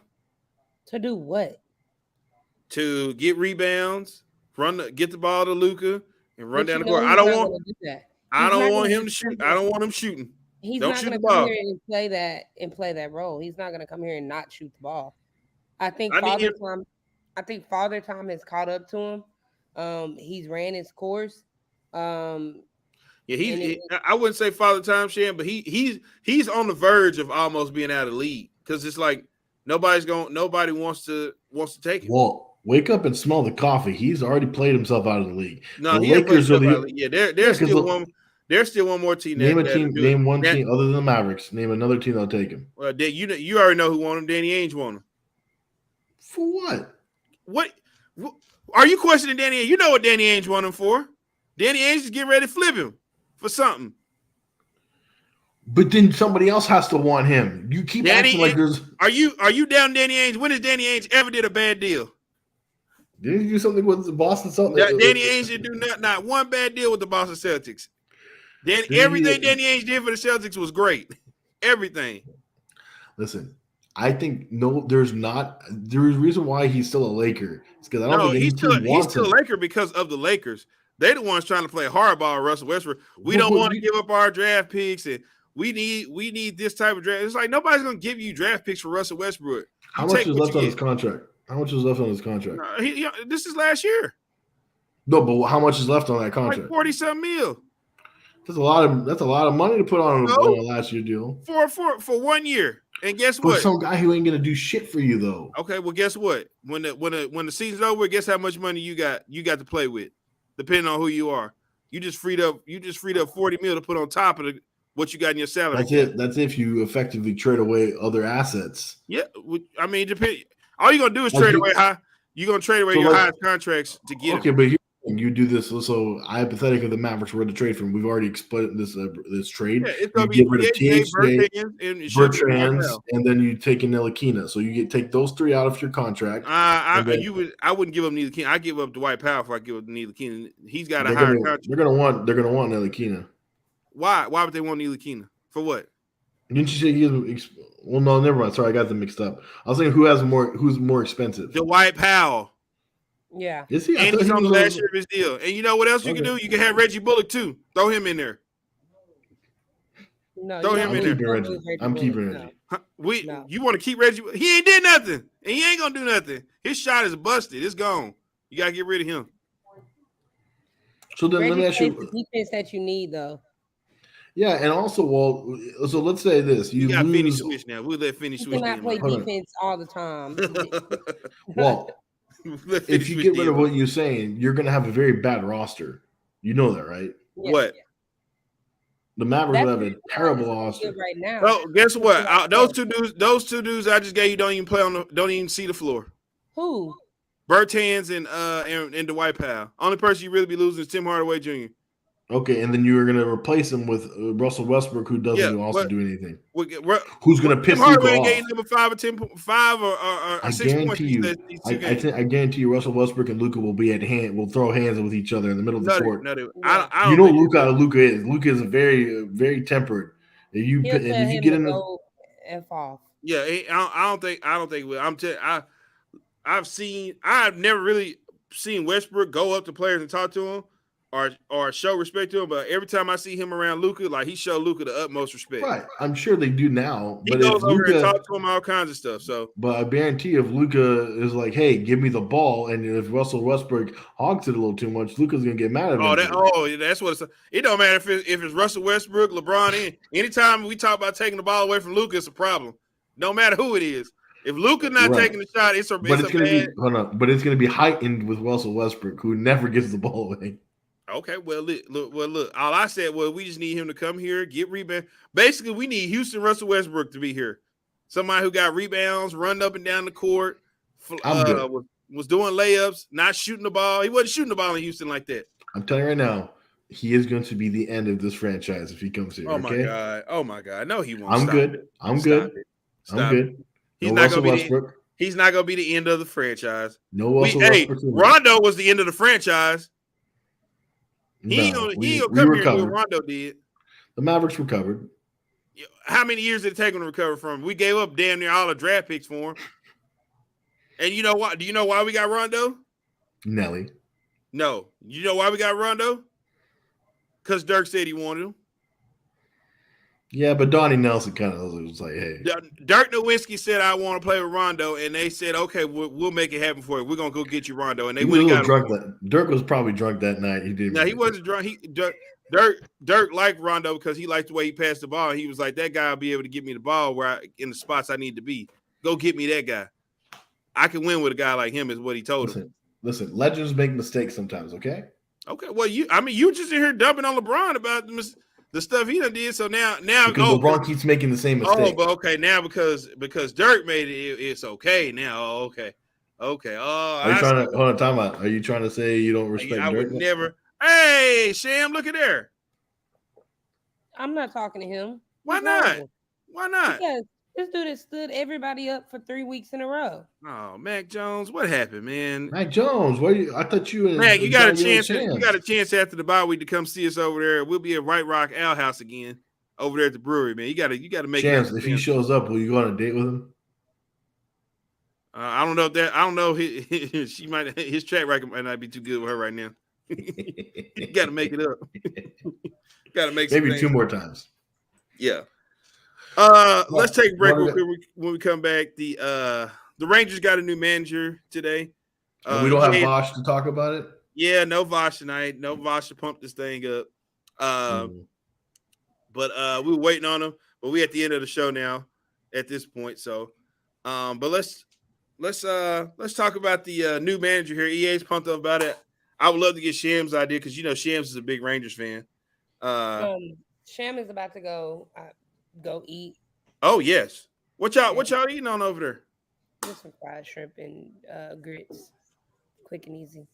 Shrimp and grits. Well, yeah, I can tell I've y'all never from had the grits. South.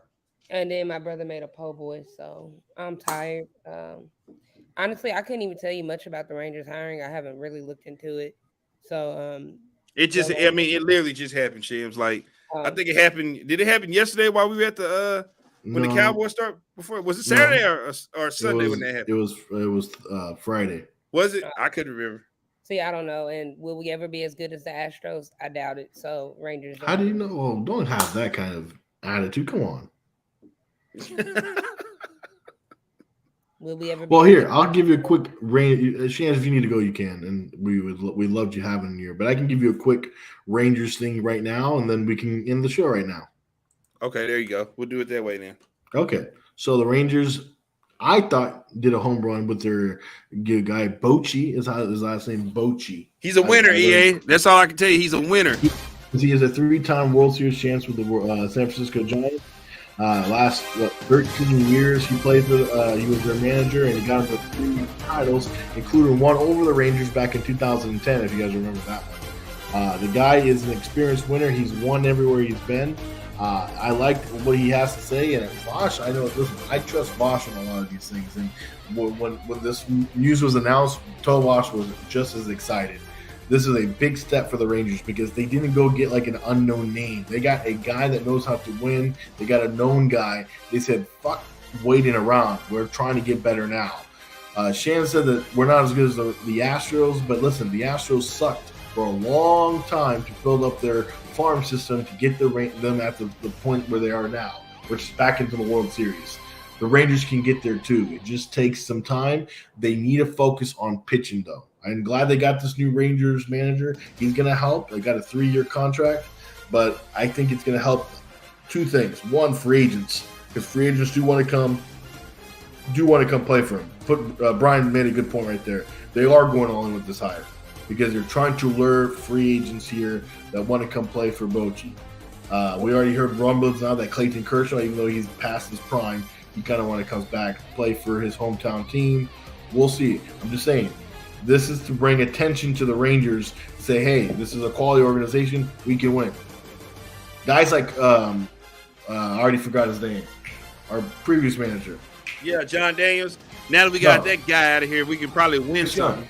Chris Young, general manager now. Yeah. I mean, I love his moves. I love how he's handling it. All right, so let's just be excited.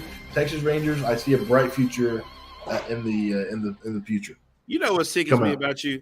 You know what sickens me about you? You can see such a bright future with the Rangers, but when the Mavericks hired Jason Kidd, it was a bad signing and all this other stuff, and it won't work and all this other stuff. But now you see the forest for the trees with the Rangers, huh?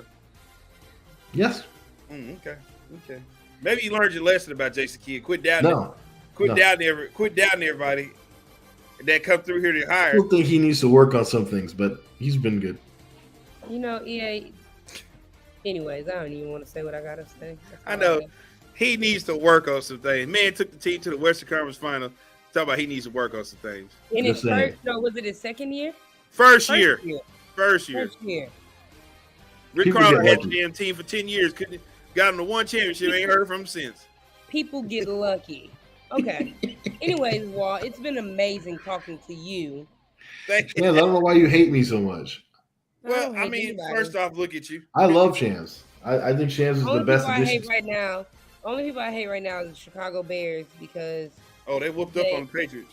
They did. And my fantasy, the person I was going against had New England's defense, and they needed to score one last field goal or anything. They intercepted the ball, returned it to the 5-yard line with a minute or so to go. That is why I don't play fantasy. And they didn't do anything because they just ran. This is what happens. The ball. You just get depressed. It makes football season depressing when you play fantasy football. I'm now 5-2, but I'm in second place still, so it works. Well, hopefully you get first. Yeah, could you tell the people where they can find you at? Yes, you can. You can follow me on Twitter at EA Sports DFW, and of course on the gram, because we do it for the gram, at EA Azad 60. And of course, ladies, you're welcome to go into those EA don't even DMs there. follow me on the gram. I didn't even know you had a gram. Yeah. What's that about? I really did. If Yeah, I what's that find you, I'll about? find you. I'll add you. Don't worry about it. But ladies, of course, the DMs, they're open. Right. And of course, occasionally you can hear Right, me right. going Like to you the gonna talk Cowboys. to them if they come to your DMs. You won't even talk to them if they walk up to you. Right. Well, Oh I get no, nervous. too hot. I shouldn't talk to her. Listen, I get nervous sometimes. Anyway, go ahead, Champs. Where can they find you? Hopefully not in the bedroom. Oh, not there. Not there. Not there. Never you say you never miss right there in that area. Once you get into the bedroom, it's over with. It's like in the red zone. I'm good in the red zone. Don't be like the Lions and fumble when you get down there. No. There's no fumbling when we get there. Shams, can you tell people where they can find you at? You can find me on Instagram. I'm _Mari. That is IM_MARI. You can find me on Twitter simply _Shamarie, SHAMARIA. Of course, you can find me on Facebook, Shamarie Knows. I'm very findable. Oh. So there's Ain't hard that. to find. Mac Jones. Yeah, I'm not looking for the men to follow me because I'm not trying to get hitched or anything. Boom! I just added you. But I am single. Like that. Wait, hold on. Wait a minute. Hold on. Let me just rewind for a minute. I'm not trying to get anything here, but I am single. Okay. I am, but don't follow me. She's doing what girls do. She's trying to act like she doesn't want the men to follow her, but guys don't follow. Well, you were not there, EA, and Walt sees how my messages and everything is. I don't like this attention or whatever, so I just be to myself. Well, I just added you. I might let it sit there a day or so. Let you stew on it. You can follow me at BossPlayer88 on Twitter. You can follow me, Walt Chisholm, on Facebook. You can follow the show, It Is Business on Twitter. It Is Business DFW on Facebook. And of course, for the gram, best.for.businessdfw. But most importantly, go subscribe to our YouTube channel, bFb-DFW, and our Facebook channel, because that's where the money comes from now these days. BFB, It Is Business DFW on Facebook. Tomorrow night, join me and Kendrick. We will be doing post game, pre, halftime, and post for the is that a late game? Let me see, is that a late game? It is. It is? I thought it was at 10 o'clock or 9 o'clock. It's the early game. It's a 6:30 game. Oh, it's on TNT, right? Yeah, so it's the first game. Oh yeah, that's perfect. Yeah, that's beautiful. So so the Mavericks and the Pelicans play here. Now I'm being told that Brandon Ingram is out. Zion, there's still a chance Zion might play tomorrow. Hey, if Zion plays after that hard fall that he had, that just shows you that boy was working out or something. Because old Zion, you're instantly ruining him out for like a month or so. For the fall he took. Yeah. With with him and Jordan Clarkson. I thought Jordan Clarkson took a cheap shot, but he really hit all ball. So it wasn't a cheap shot. But yeah, we'll be on for the pre-halftime and post-game show tomorrow for the Mavs and the Pelicans. So join us on that. And then Thursday night, I think we're back again with the Nets. If I saw correctly. Yeah, Mavericks got a tough schedule coming out the gate. Got the Pelicans and then you got the Brooklyn Nets on Thursday. The Nets look bad. Yeah, that's another early game too, a 6:30 game. So, well, I can't wait for it all. I probably won't watch those post game shows because we don't want you to watch them anyway. We don't expect you to anyway. But I will be there Saturday night at the Mavericks when they return home. You going Saturday night? Yeah, I'm covering. You want to go watch OKC? Well, I'm covering the game, so. Oh, so that means you're going Sunday night too? No, Sunday night I'm working the Cowboys. Cowboys got a tough Why not do game. both, EA? All you got to do is walk outside the arena and go.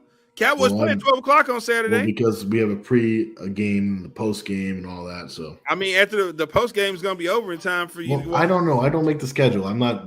All you got to do, EA, is walk right out of the arena. I have another colleague covering that game. Okay. EA, you got a credential. You can go anytime you want. You don't have to get it cleared. All you got to do is walk in there and show your credential. You're in the game. Right. Yeah, look at same way with me. If I decide I don't want to go, you don't have to get it approved. All you gotta do is take it up there and flash the badge. You in there, baby. Anyway, you guys have a good night. Yeah. We'll see everybody tomorrow night. Keep your feet on the ground. Keep reaching for the stars. Always do what's best for business. If we don't see you around, then we'll see you around tomorrow night.